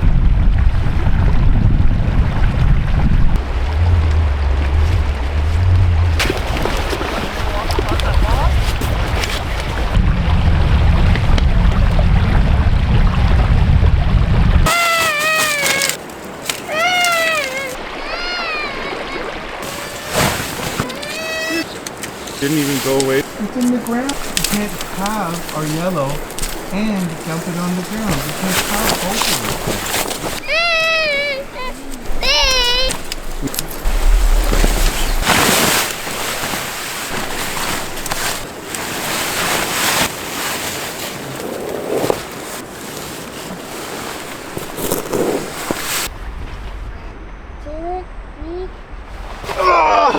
Nice jump. 2, 3,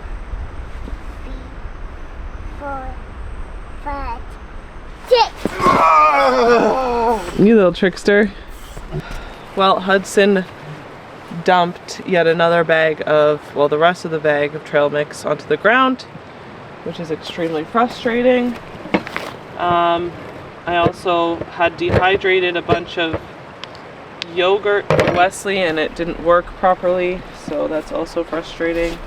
I brought enough meal replacement shakes for Wesley that he can have for lunch, but the plan was for him to have some yogurt and the meal replacement shakes to be kind of extra for him, but he'll just have to have meal replacement shakes for lunch.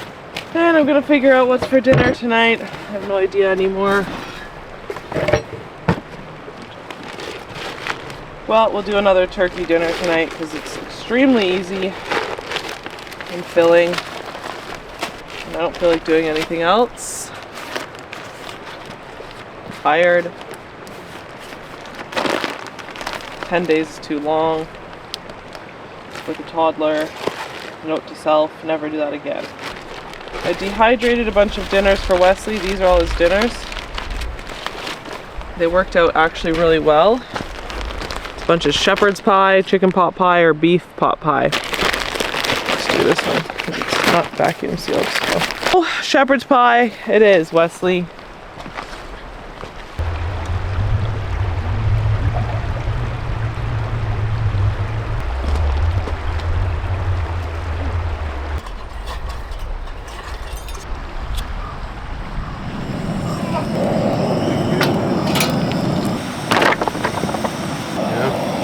Take it from me. Whoops, just poured it over the food bowl. Are those for you, people? People. Socks on. Off here. Up here. There we go. And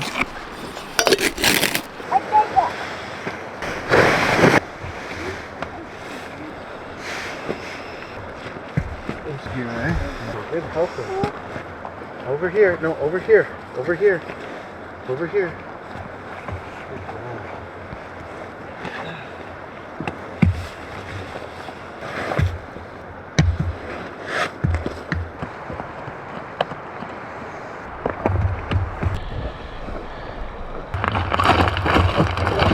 Hey, sweetheart, Mama's gonna get you dinner.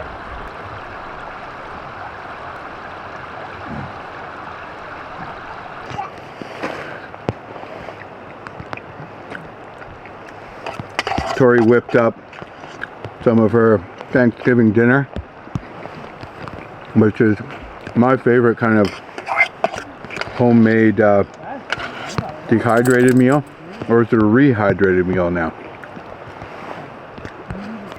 I'd say day 4 was a success, all in. We got some cold wind, but this morning was beautiful. Rain's starting to pick up now, but for the most part, weather was good. Scenery was crazy good. We're in the rainforest now, so no shocker that it's raining. And yeah, we're just gonna keep pushing on to Alaska.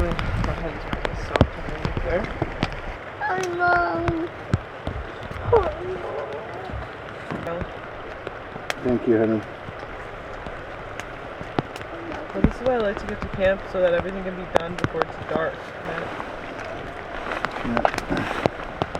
Need a drink, honey? Get yourself some musical instrument. Oh, you're gonna make sandcastles again? I'll love you forever. I'll love you for always. As long as I'm living, my baby, you'll be. Your brother's playing with you, Wes. Hopefully he's doing nice. Can you be silly? You are my sunshine, my only sunshine.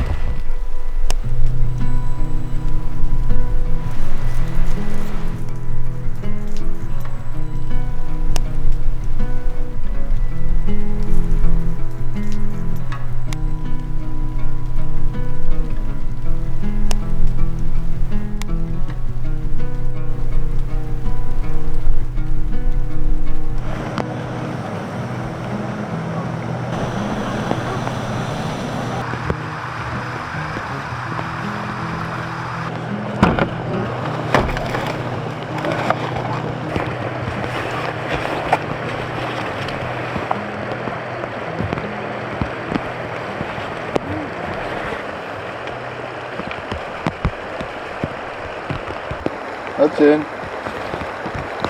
Hudson, wait. Wait for Dada.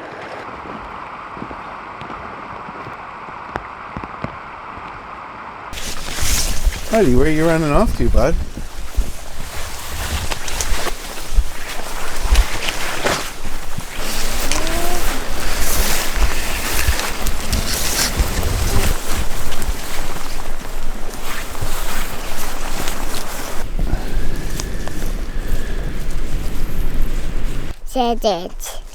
Shoulders? Okay, shoulders.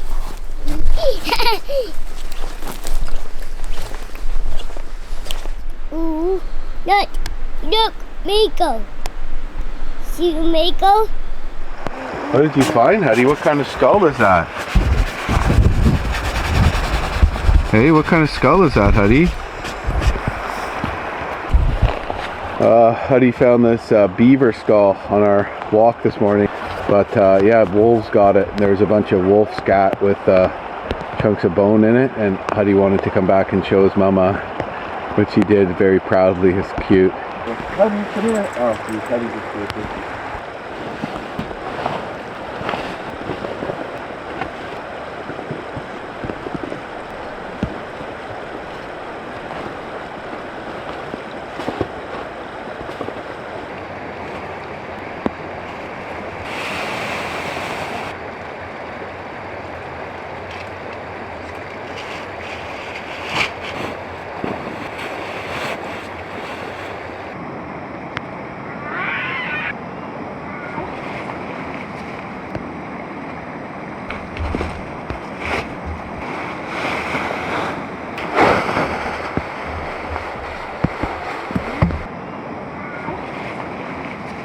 Good morning. It is the morning of day 5, which means it is the halfway point of our trip. We're trying to keep on pace of 25 kilometers a day, so I don't know where that will put us today, but I think it means we'll be at a kilometer 120, which means that that's pretty much the halfway point of the trip because it's 240 kilometer river, and we're almost packed up. Jim and I just have to eat, load the canoe. We don't know what time it is, but hopefully by the time we get on the river it's 11. Again, we have no idea what time it is. It could be 2 p.m. already for all I know.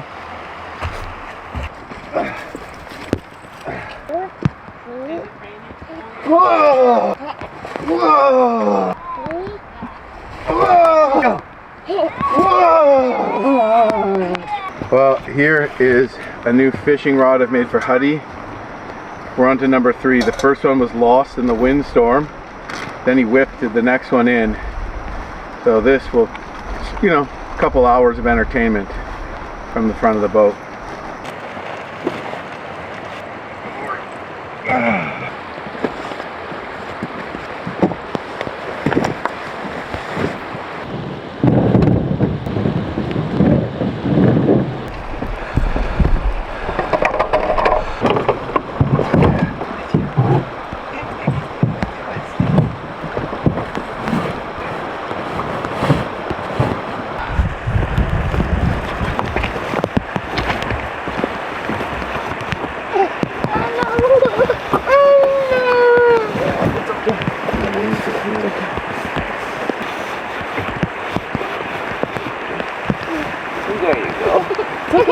There you go.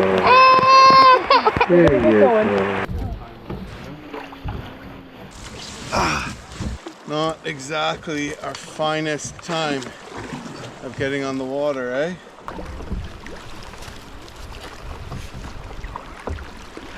But we're on. I mean, slower start with the rain this morning. Yeah, we didn't want to get out of bed.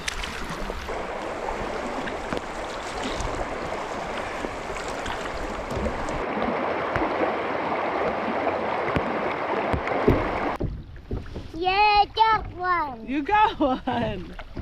Yay! Are you gonna eat it or are you gonna throw it back? Mmm, yummy fish. Thank you, Huddy. I got it. You got it!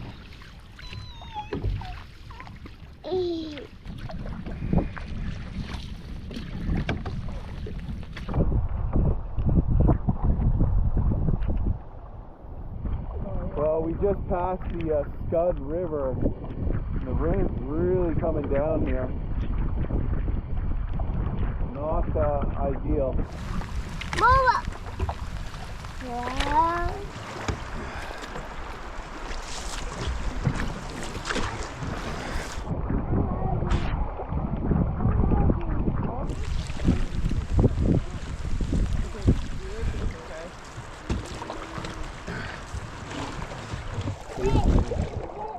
Good boy.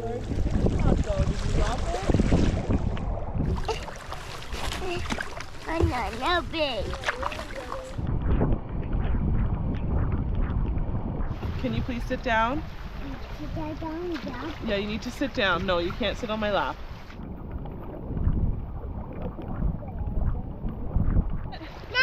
slight turn down here to the right. Yeah. So we're just gonna kind of inch up to it. I think it's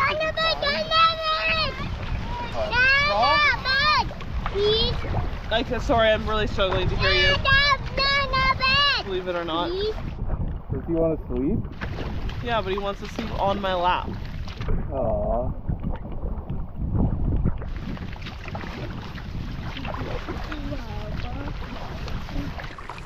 All right, lots of sweepers around here for sure. We're just picking our way through a bunch of snags and sweepers and stuff, but plenty of room to navigate if we can manage the varying currents. All right, paddle hard.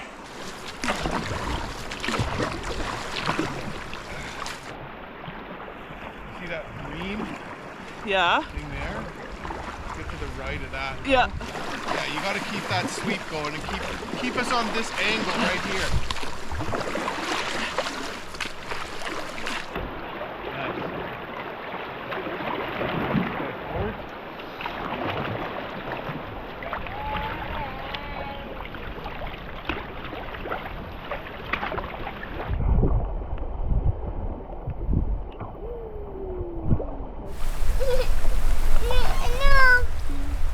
Looks like this was a channel.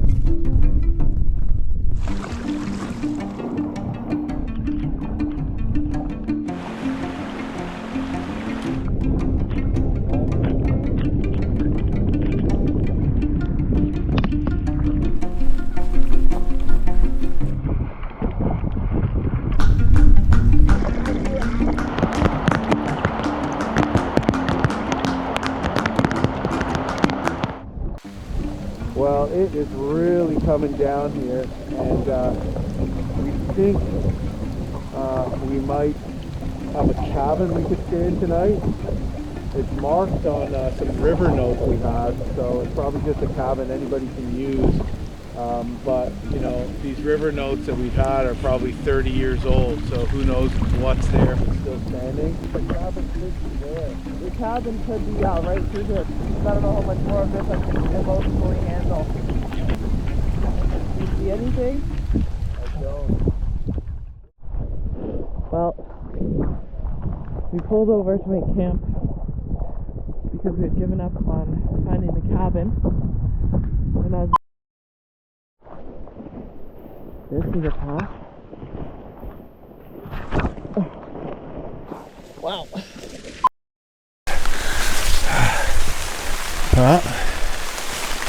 There's the cabin. Not easy to find. It's not exactly the Taj Mahal, but it is a cabin. And a wood stove. Oh, a big old wood stove. Cool. Roof doesn't leak much.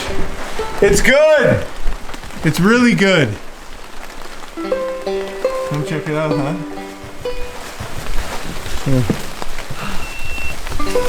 Oh. Look at this tree here. We can dry our stuff off. Look at the wood stove in it. It's huge. Oh my god.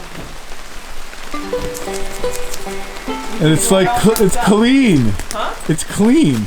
And look, the roof doesn't leak, only in one spot. So are we sleeping in here? Yeah.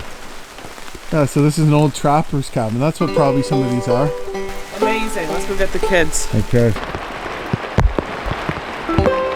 We found a cabin.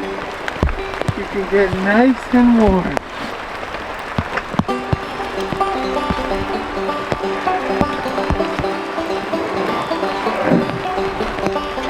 Watch out for the stool, eh?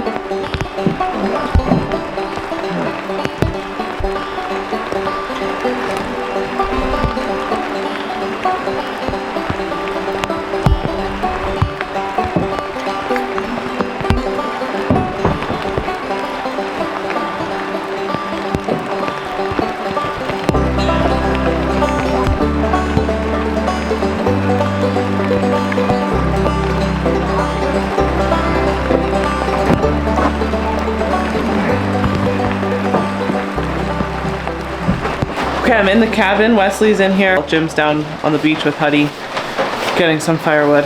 I don't really know what to do. Because I'm soaking wet, I'm just gonna start taking stuff out that needs to be dried out and hang it up. There's a ton of hooks all behind the fireplace, so I'm just gonna start hanging stuff up. It's gonna be so nice to have dry things.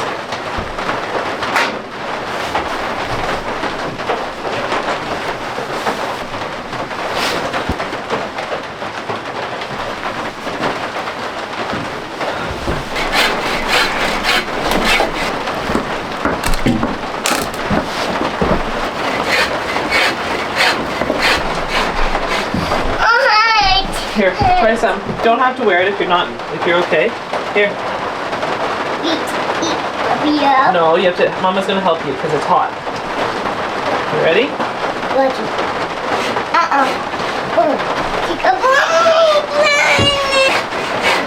I have a feeling you're gonna spill this everywhere. You're gonna try eating it with a spoon. It's not really gonna work very well. Hudson is having hot chocolate for the first time. He insists on eating it from a spoon.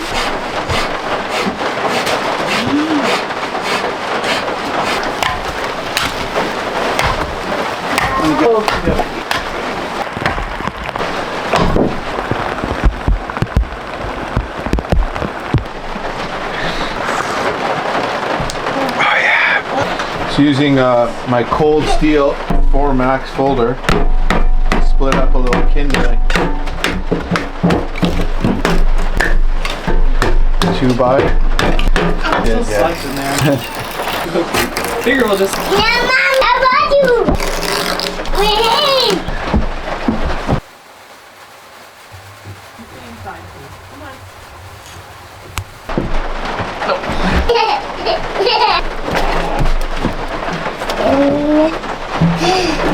Not bad at all.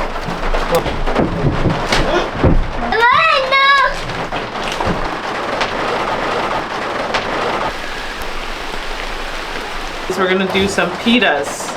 You've been asking for pizza, so this is the next best thing. Amazing. We're so proud of you. You're such a hard worker, Wesley. It really is. You're such a hard worker. Are you still eating the cheese?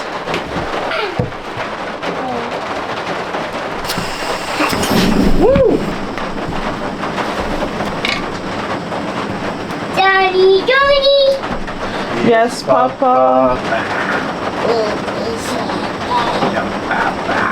Good job, Hud. Twinkle, twinkle, little star. I wonder what you are. Look at the up above the world so high. Got a diamond in the sky. Twinkle, twinkle, little star. How I wonder what you are. Yeah, high five. Me. There's more nails over here too, eh? This one, because Yeah, this one. go for it. I'll make another one. Mama. Yeah, I'm gonna make more. Don't worry.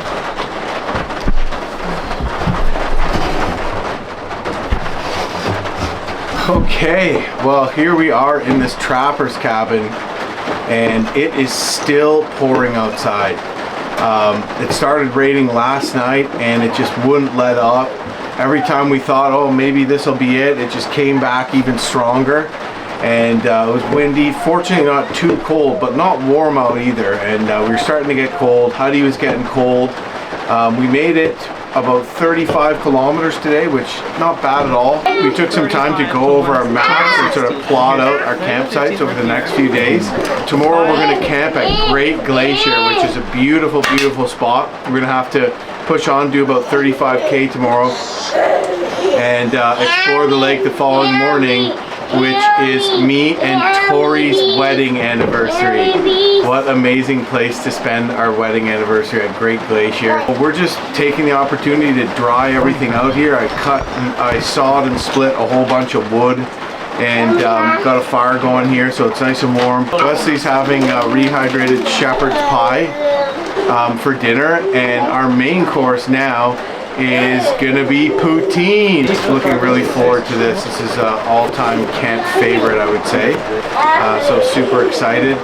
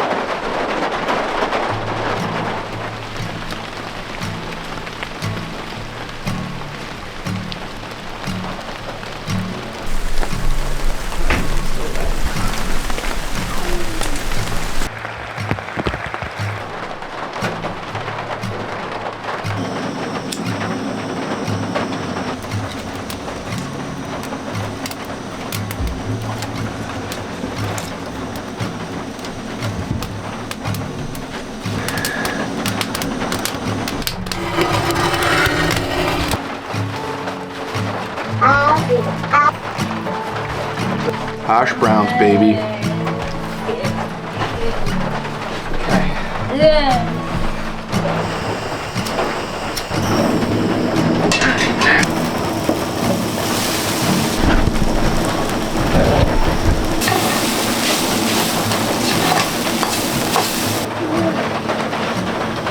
Tired? What are we making for breakfast here, huh? Corned beef hash. I figured something with a little bit more protein for breakfast than oatmeal. Oh no, it's good.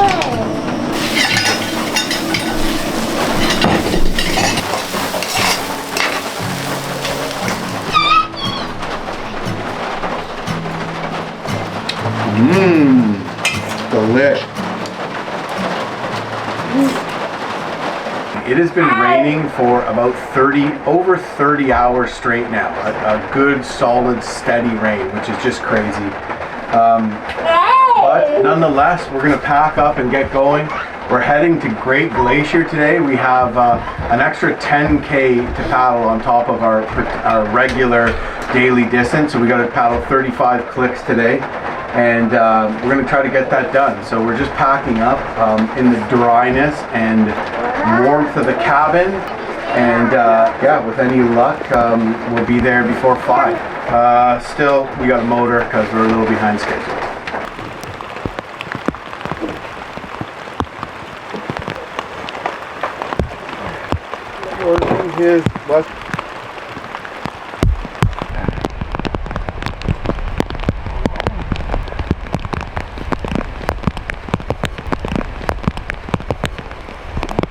Well, that's it. We left the cabin in better shape than we found it, and I even left some firewood in there as well. And we are on our way for a wet and rainy 35 kilometers to get to Great Glacier.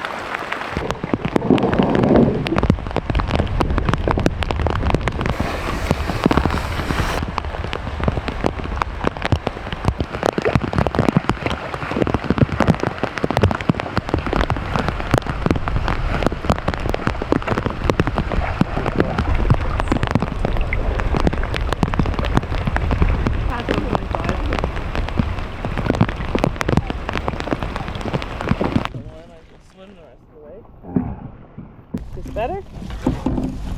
Maybe. And we are off. It is 11:40. Feels good to be on the water even though it's still dumping rain.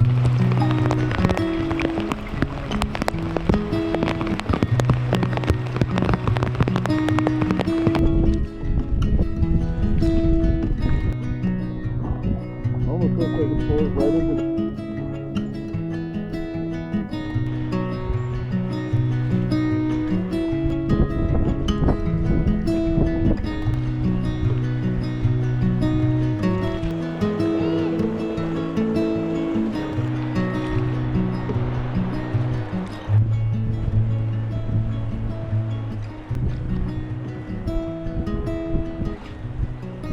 Wow, the rain has almost stopped. Oh man, hard rain for almost 40 hours. I'm not keeping my fingers crossed because it could pick right back up again. And we are just making our way through a large stretch of braided channels, trying to pick the best channel. Some tricky currents, a few sweepers, but nothing really too challenging. The clouds are lifting a bit in some places, so I'm really starting to get a look at just all the glaciers, just snow-capped, glaciated mountains everywhere. Amazing. It's just like everywhere you look, there's a beautiful waterfall pouring off of a mountaintop.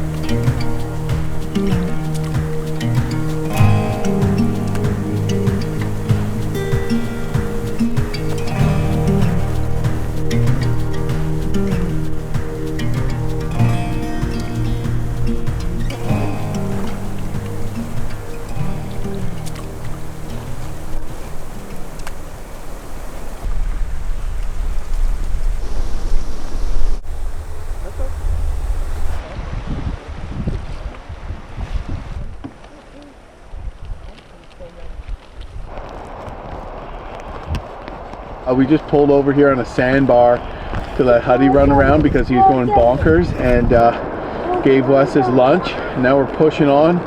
Should be at Great Glacier in another 15 clicks. Fingers crossed the weather keeps getting better. Beautiful spot though, cool gravel bar. We collected a bunch of sticks for Hudson to throw out of the boat. We got behind us 3 waterfalls, mist raising up out of the trees, mountain tops, amazing. But yeah, can't wait to get to Great Glacier.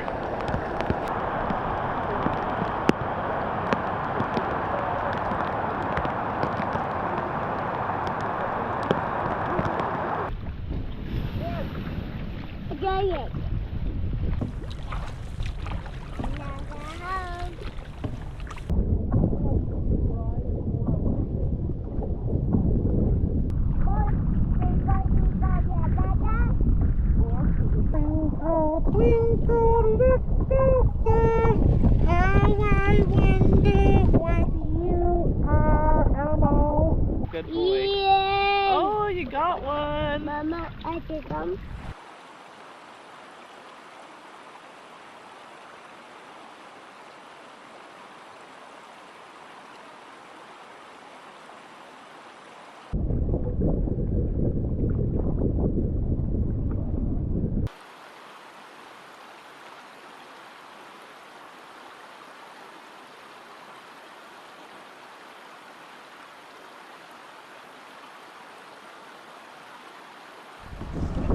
So we see another canoe here, the first people we've really seen since we saw that motorboat. Paddle straight, paddle forward.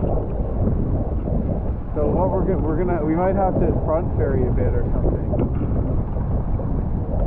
I just don't like that, it looks too swirly.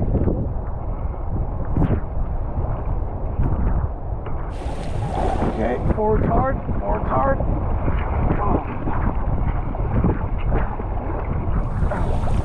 We're gonna miss the eddy. I knew we should have front ferried. All right, paddle hard as you can.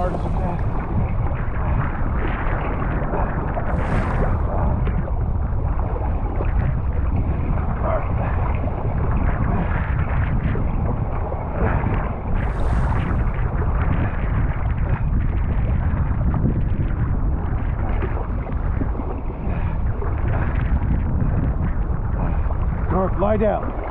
North, lie down. North, lie down. North, lie down. Lie down, boy. Oh, we made it. Nice job, honey.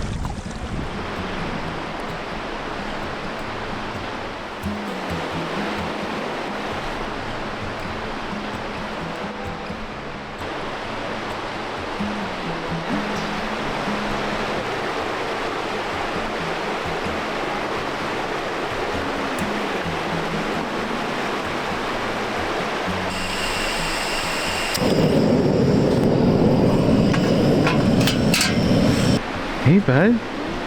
Look. Look at the rainbow. Thank you, boy.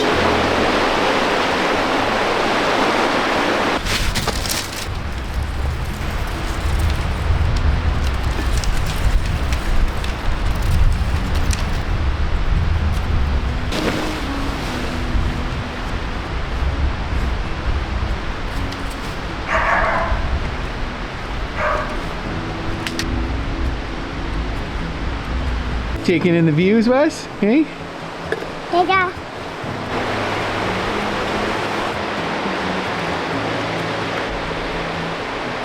You get like a second crop of black flies.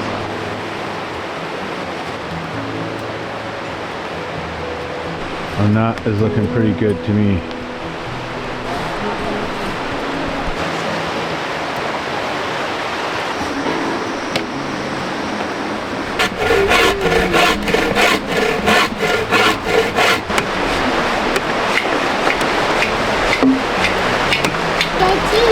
Do you like cheese?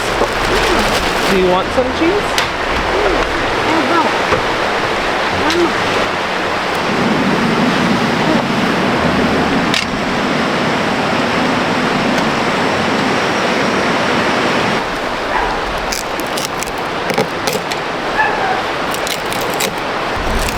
Right off the glacier, man. Wait till you go and see where it's coming from. Thanks.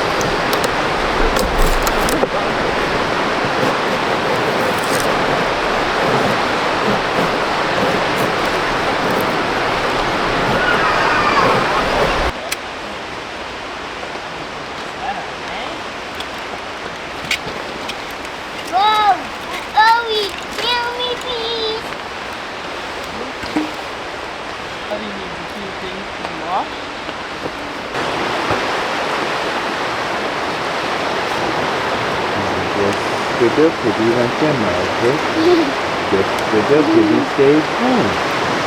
This good job, you had roast beef. And this good job, you had meat.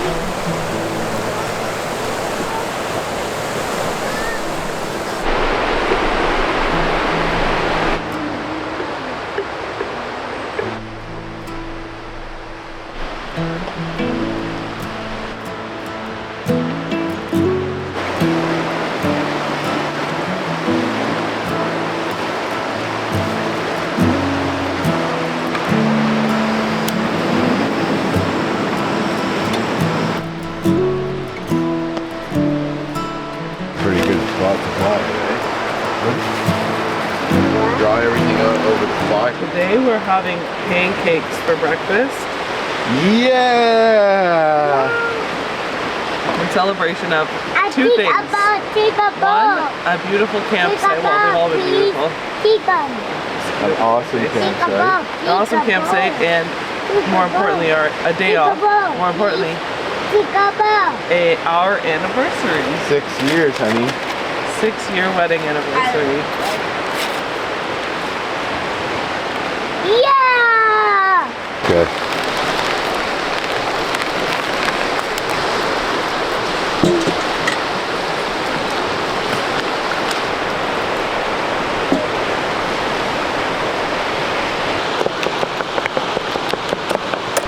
Wesley, do you like the view? Are you enjoying the view?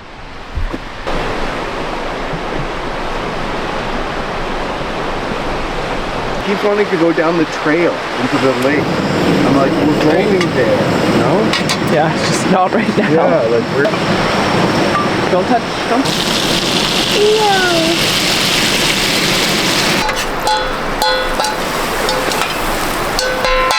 That's a deep fried pancake right there.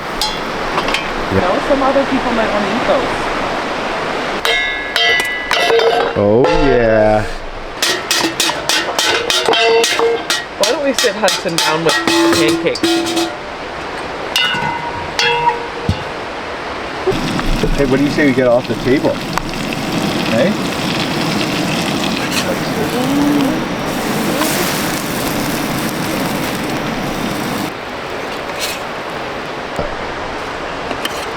Hot.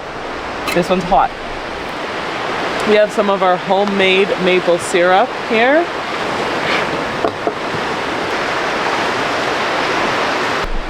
Honey, pancakes, pancakes, honey. Huddy pancakes. Okay, I gotta take this off. I'll go get them. Man.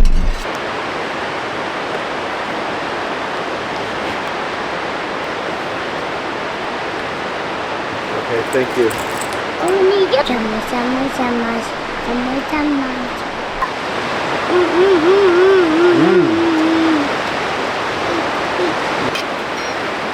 Wesley, do you want some more pancakes? You want it yourself? Maybe your tootsies are cold. You want that? Okay. Hold on. Come on, bud. Here, take.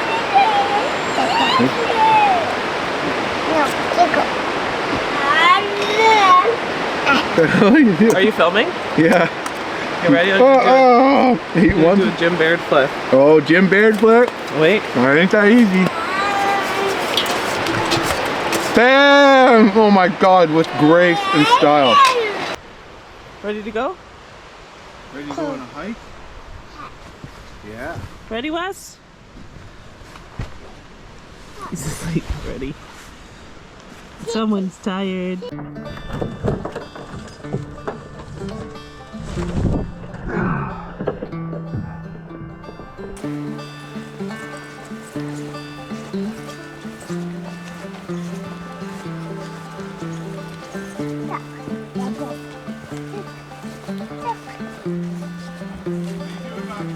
Good.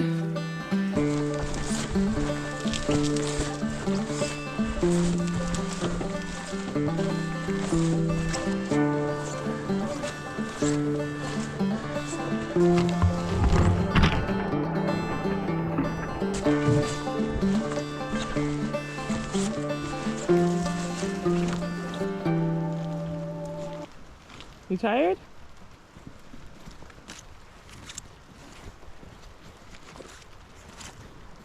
It's raining.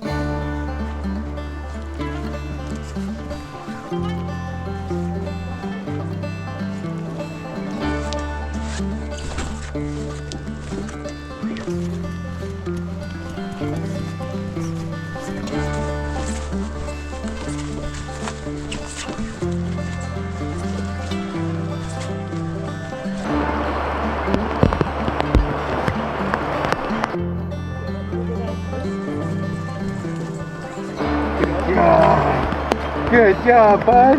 High five. Come on, Huddy.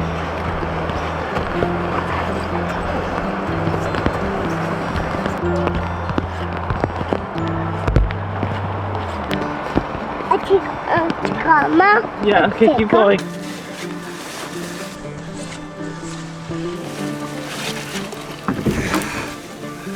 Good job, honey. Okay. Alright. Wow, that's cool.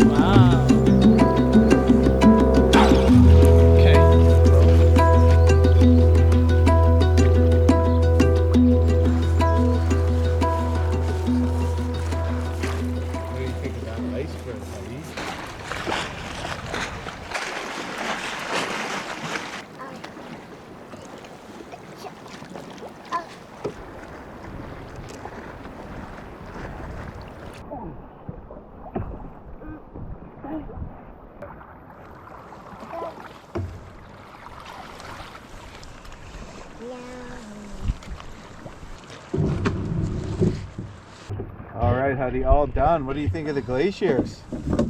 Huh? You like the glacier, Huddy? Yeah. I figured so. We just came off an awesome little paddle on Great Glacier's Outwash Lake. And this lake is filled with big pieces of ice that have calved off the glacier and are now floating around in its Outwash Lake. And me and Tori and the kids just paddle our canoe and weave through all those giant glowing blue icebergs, all kinds of cool formations, some with holes in them, like incredibly majestic. We just loved it. So really, really cool experience.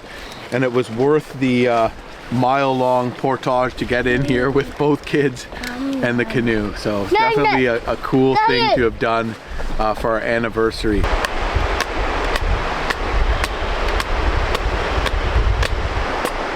I'm just using the Cold Steel Formax Scout folding knife to make some kindling to get this fire going tonight. It's a great little knife. You can use it for batoning, no problem.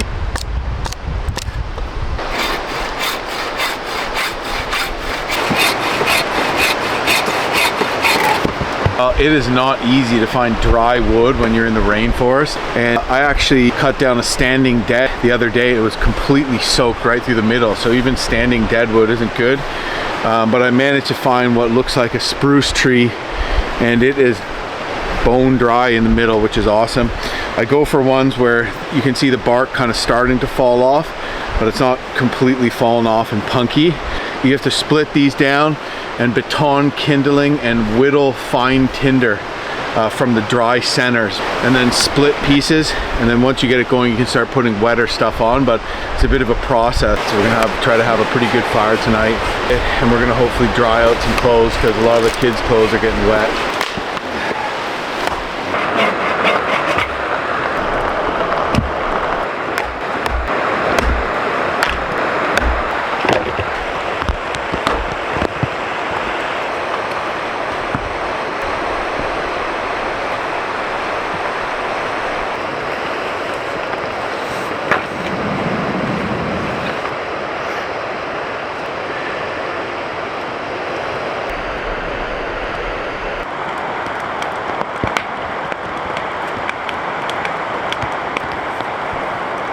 Well, we have a ton of stuff to dry out, so we actually just moved the whole tarp forward just by loosening the back off. Tori and I did it together and never even got in a fight. How many couples can set up a tarp, or two people in general, and not at least internally be a little bit baffled or upset?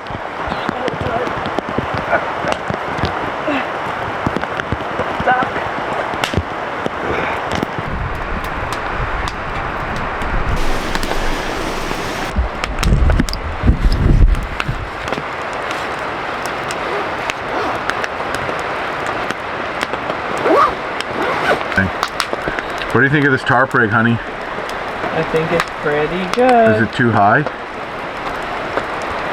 Be honest. I think maybe the front is still too high, but I think it's still very good.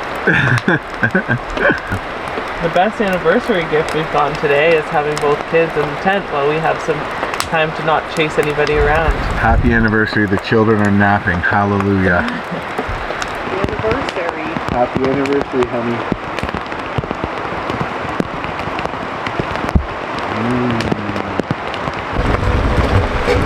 Okay? Yeah. Well, kissing rain now.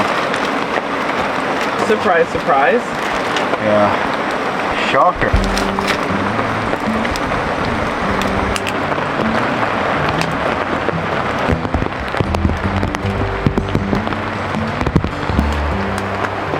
Pretty good. Horrible.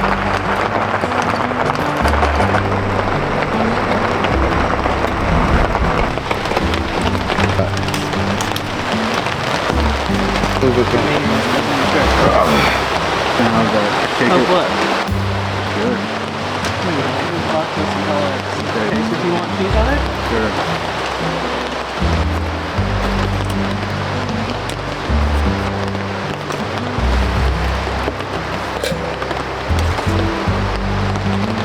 perfect pasta to sauce ratio. Nice.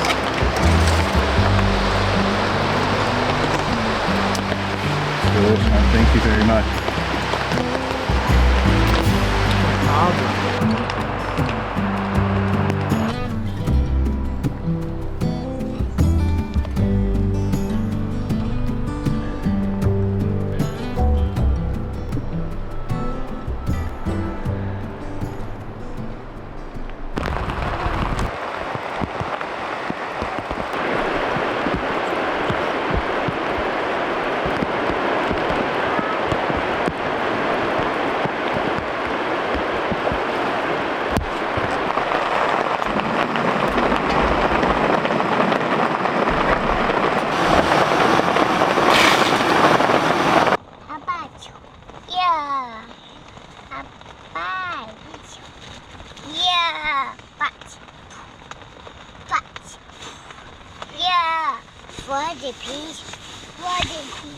Let's get you dressed first. Okay?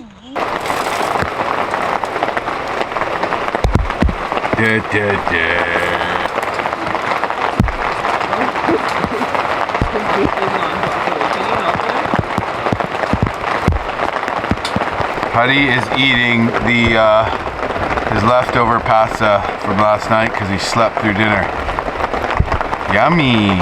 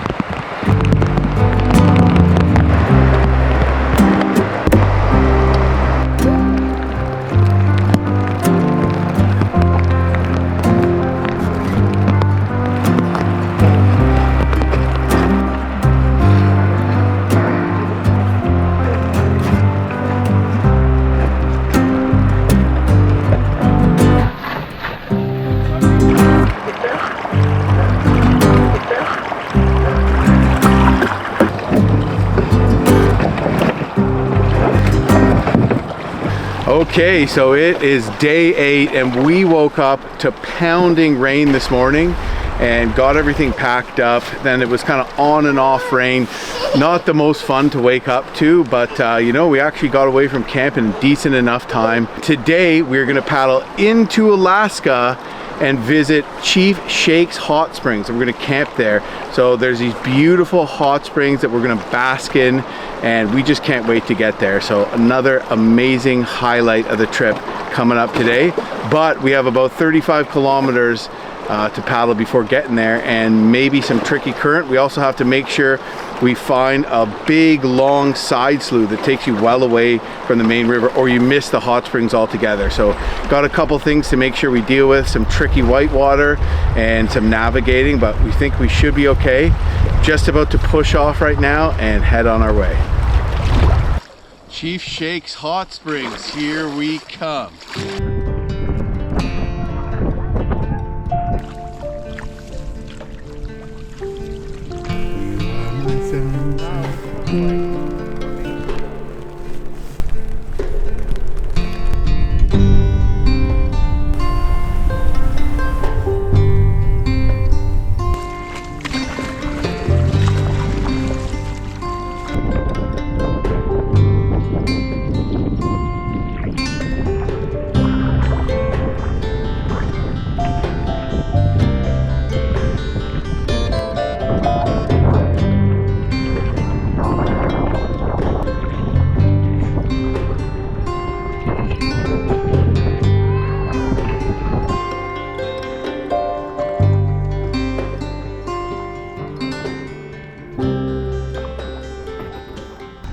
too long, we will be crossing the border, the Canada-US border, into Alaska.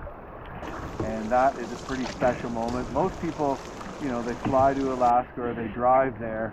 We're canoeing to Alaska, which feels so authentic.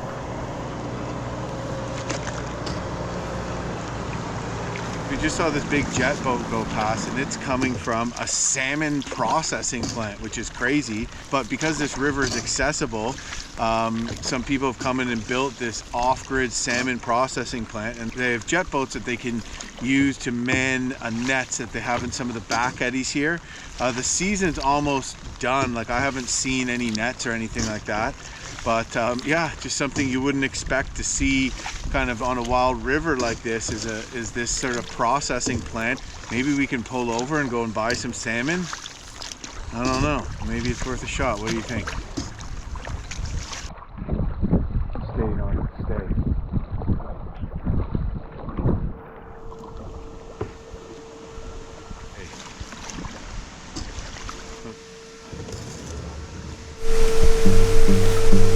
Well, I'm walking up here to see if I can buy some salmon. Call me crazy, but they can be tricky to catch at this time of year when they're running, or numbers are low right now. Not too many are running, and I lost my fishing rods.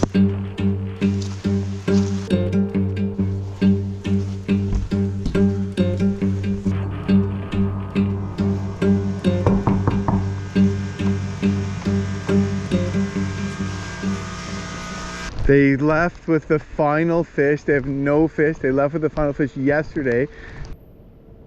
Devastating, eh? Devastating.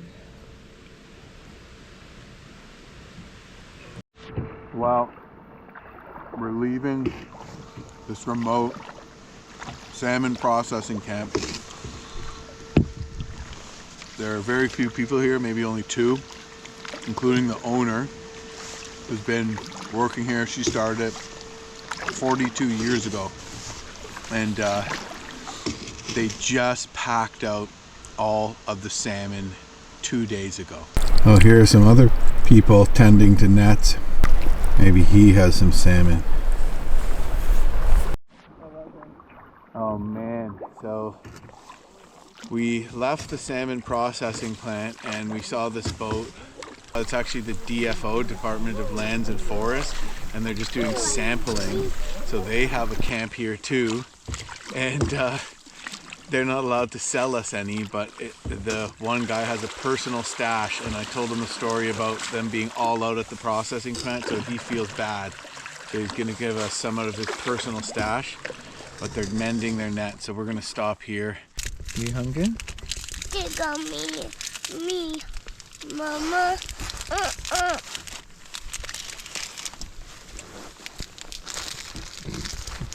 You're welcome. Thank you. Say thank you. You're welcome. Look at this guy sitting up.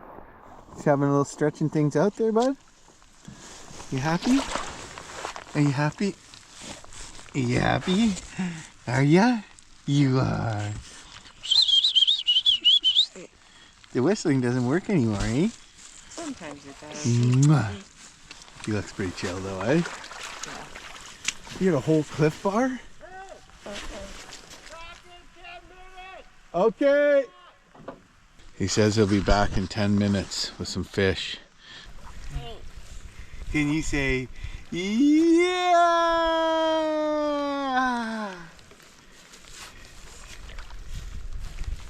Say, yeah. Yeah. Good job. Yeah, good job, good high five. Are you having a fun trip? We got really bad weather, bud. Yeah, really bad weather, but you don't mind.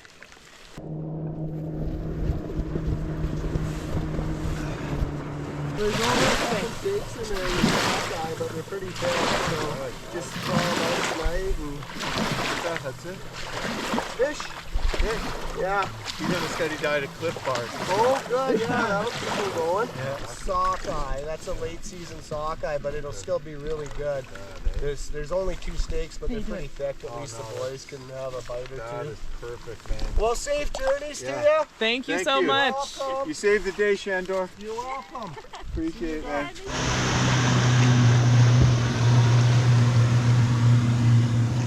We got some Stikine River salmon, baby. And between going to the processing plant to try to get salmon and talking to these guys from the DFO, we've fallen behind schedule. With any luck, we'll be at Chief Shake's Hot Springs and eating Stikine River salmon. Look, Huddy, the sun.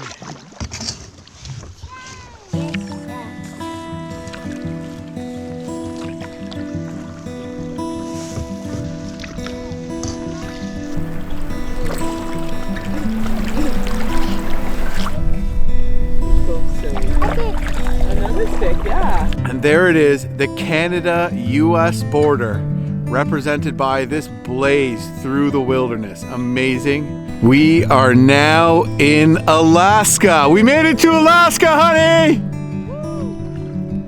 I'm in Canada. I'm in the USA. I'm in Canada. I'm in the USA. We made it to Alaska, honey. How do you feel? I feel excited.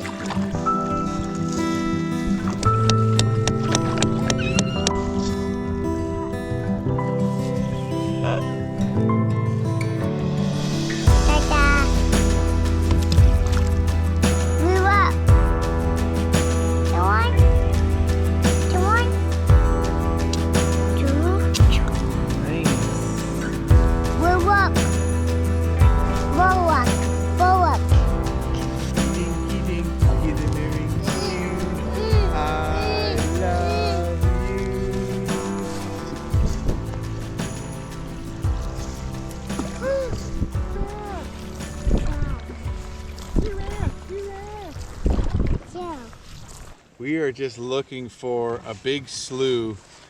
It's actually called Stikine River, but technically it's just a big side slough or a braid off of the main branch of the Stikine. And if we miss it, we miss the hot springs, which would obviously suck.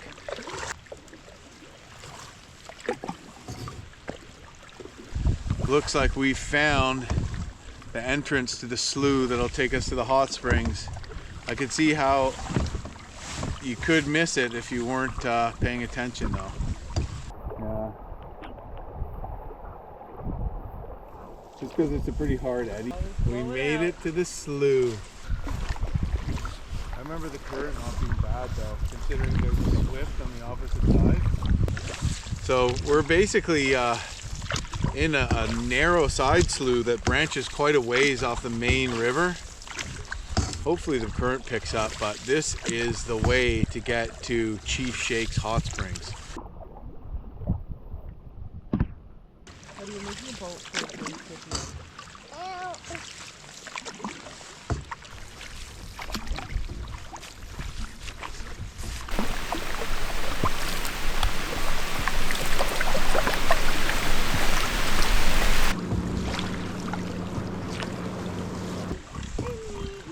Wesley's like so happy, by the way. My paddle's keen and bright, flashing in silver. Follow the wild goose flight, dip, dip, and swing. Oh, did it just sink? What? The Catadine filter. Yeah, we had, well, it's actually a Catadine filter with a Hydro Flask bottle, and it's just a great thing to get fresh drinking water because you just squeeze it and it filters as you squeeze. But Huddy just threw it in the water and it sunk, so that's gone. Add it to the list of things that have been taken by the river.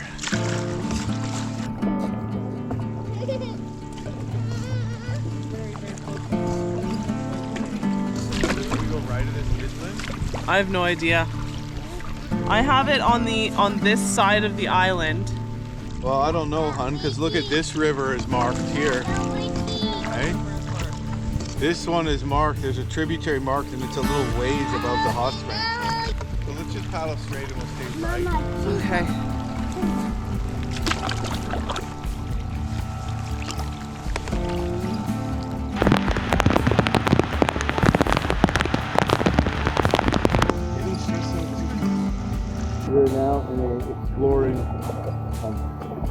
what it is, a tributary to the Stikine, hoping that the hot springs are up here.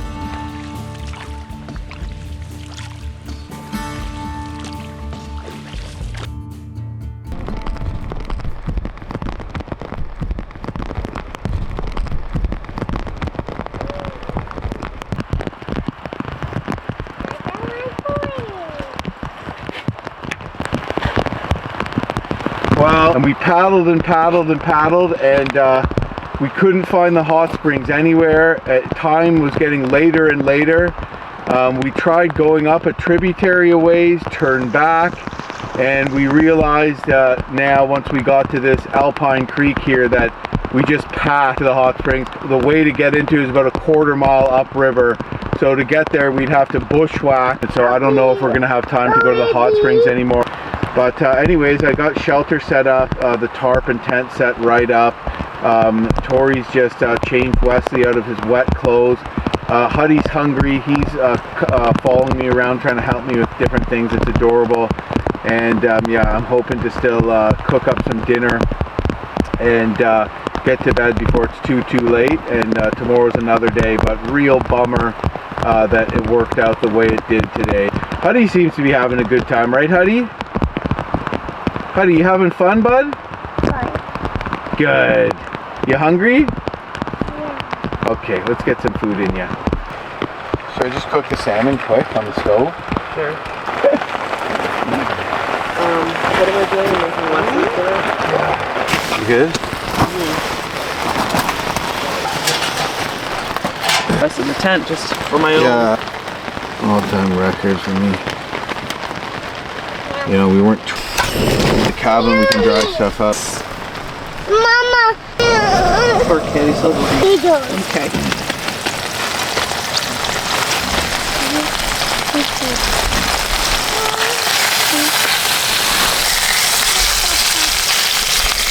Oh, you want your hands clean? Look at that meat, eh?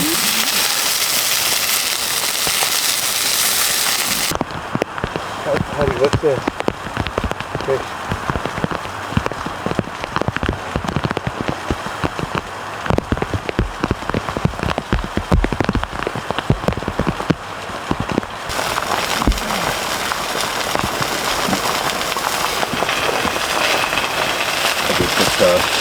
Some more water. Easy fish. Yes, Papa. Easy fish. No, Papa. Yes. No, Papa. Up and down mud. Ha ha ha.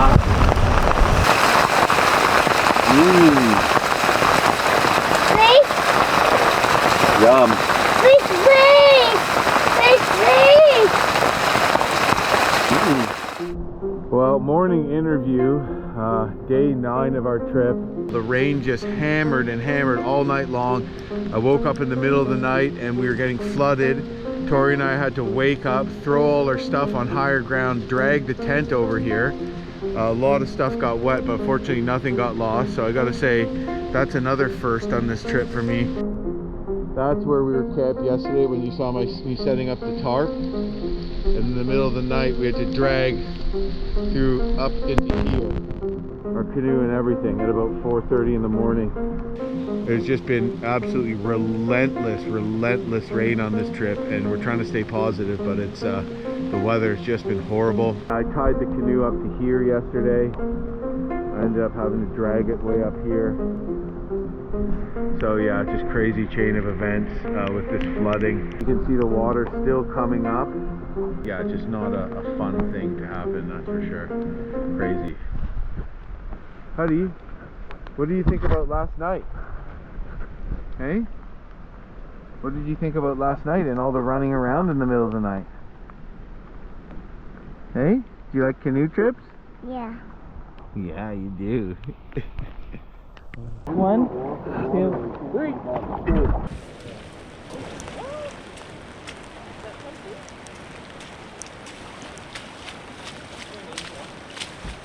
don't know about this umbrella being here.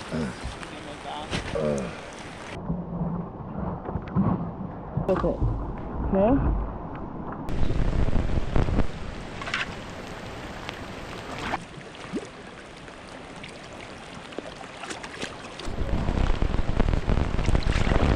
I can't believe all the things that have happened on this trip, eh, hun? Like windstorm, never-ending rain, losing our canoe, getting flooded.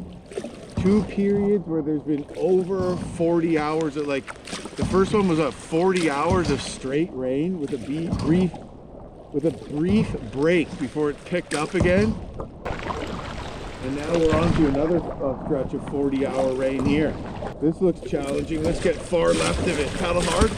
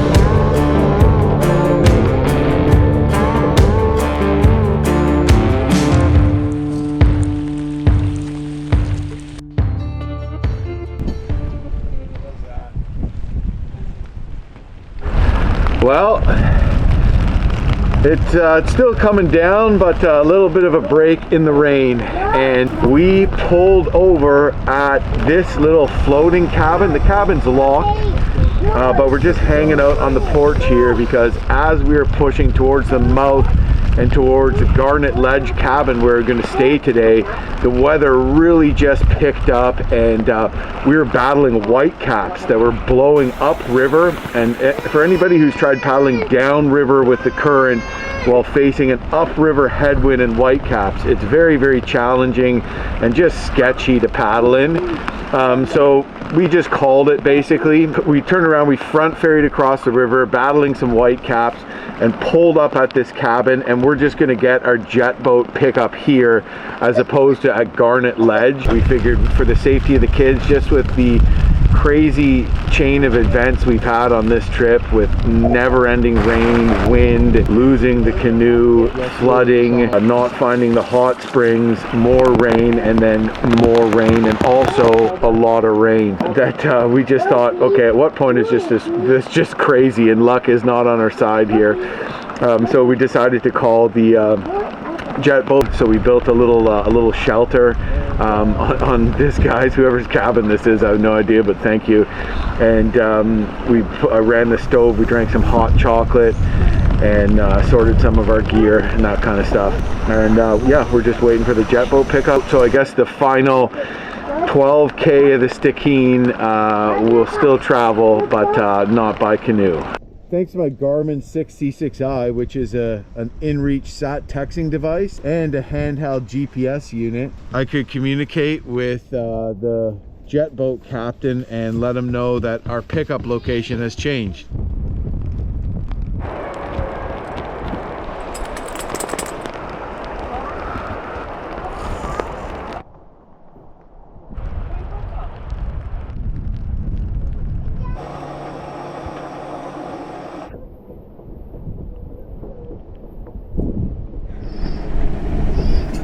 Well, that's it. Our ride just got here. We're out.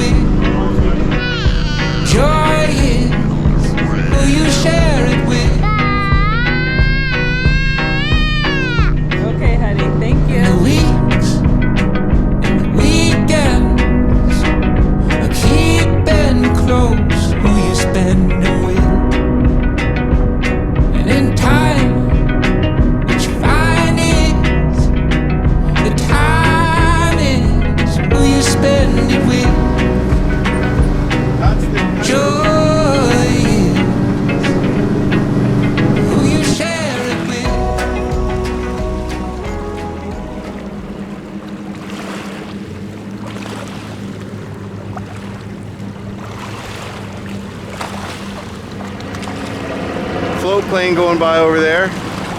Here we are at Petroglyphs Beach in Wrangell, Alaska.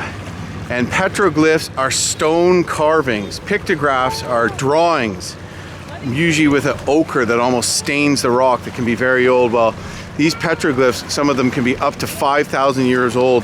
The ones that are built below the low tide line, which we just saw, and some above the high tide line aren't as old. And nobody can really agree on where they're from, where they were made. A bit of a mystery, really fascinating. Some people think that they're built by the ancestors of the Tlingit, whose oral history says they came down the Stikine in times when glaciation was way more significant and actually traveled through a glacier that crossed the river to resettle on the coast. There's other stories potentially of them arriving by boat or others arriving by boat. And who carved the really low ones that are below the low tide line when it was believed that the area was covered in glaciers and ocean levels were much lower then. So at that time they wouldn't have been below the high tide line. It's a mystery because a lot of people thought no one could have lived here at the time because it was covered in glaciers. So there's likely a glacier-free refugia in this area, but whatever it is, it's very fascinating. Look, you see this? This one is an orca. Okay. Yeah. There's a nose here, an eye, and mouth, and the fin. I see, yeah. okay. Some people think that this looks like a scared face, which represents the fear of enemies coming down the Stikine River, because when enemies came to attack, they come down in their war canoes down the river.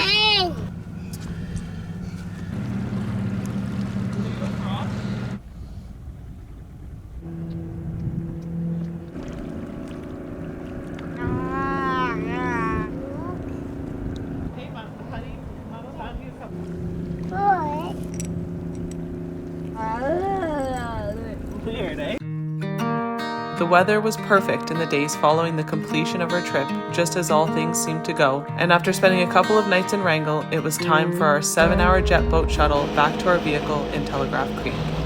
We enjoyed the sunshine and the blue skies as we got to appreciate the scenery from a different point of view, and as we motored past recognizable spots on the river, we got to relive some of the more memorable moments from our trip. We are now in Alaska. We made it to Alaska, honey! I'm in Canada. I'm in the USA. I'm in Canada. I'm in the USA.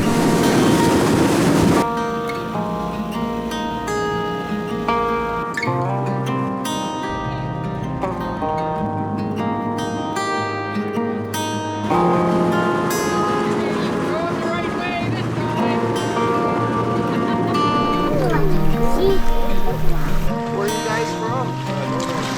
Coho salmon.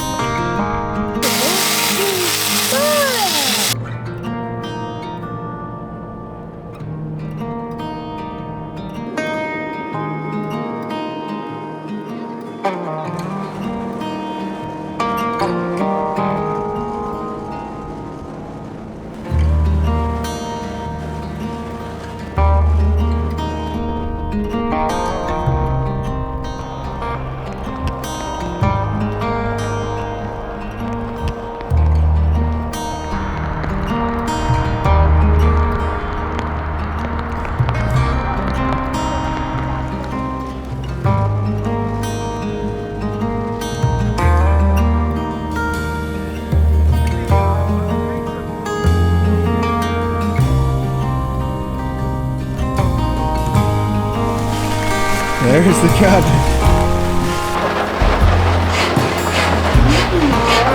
Of the world so hot, got a diamond in the sky.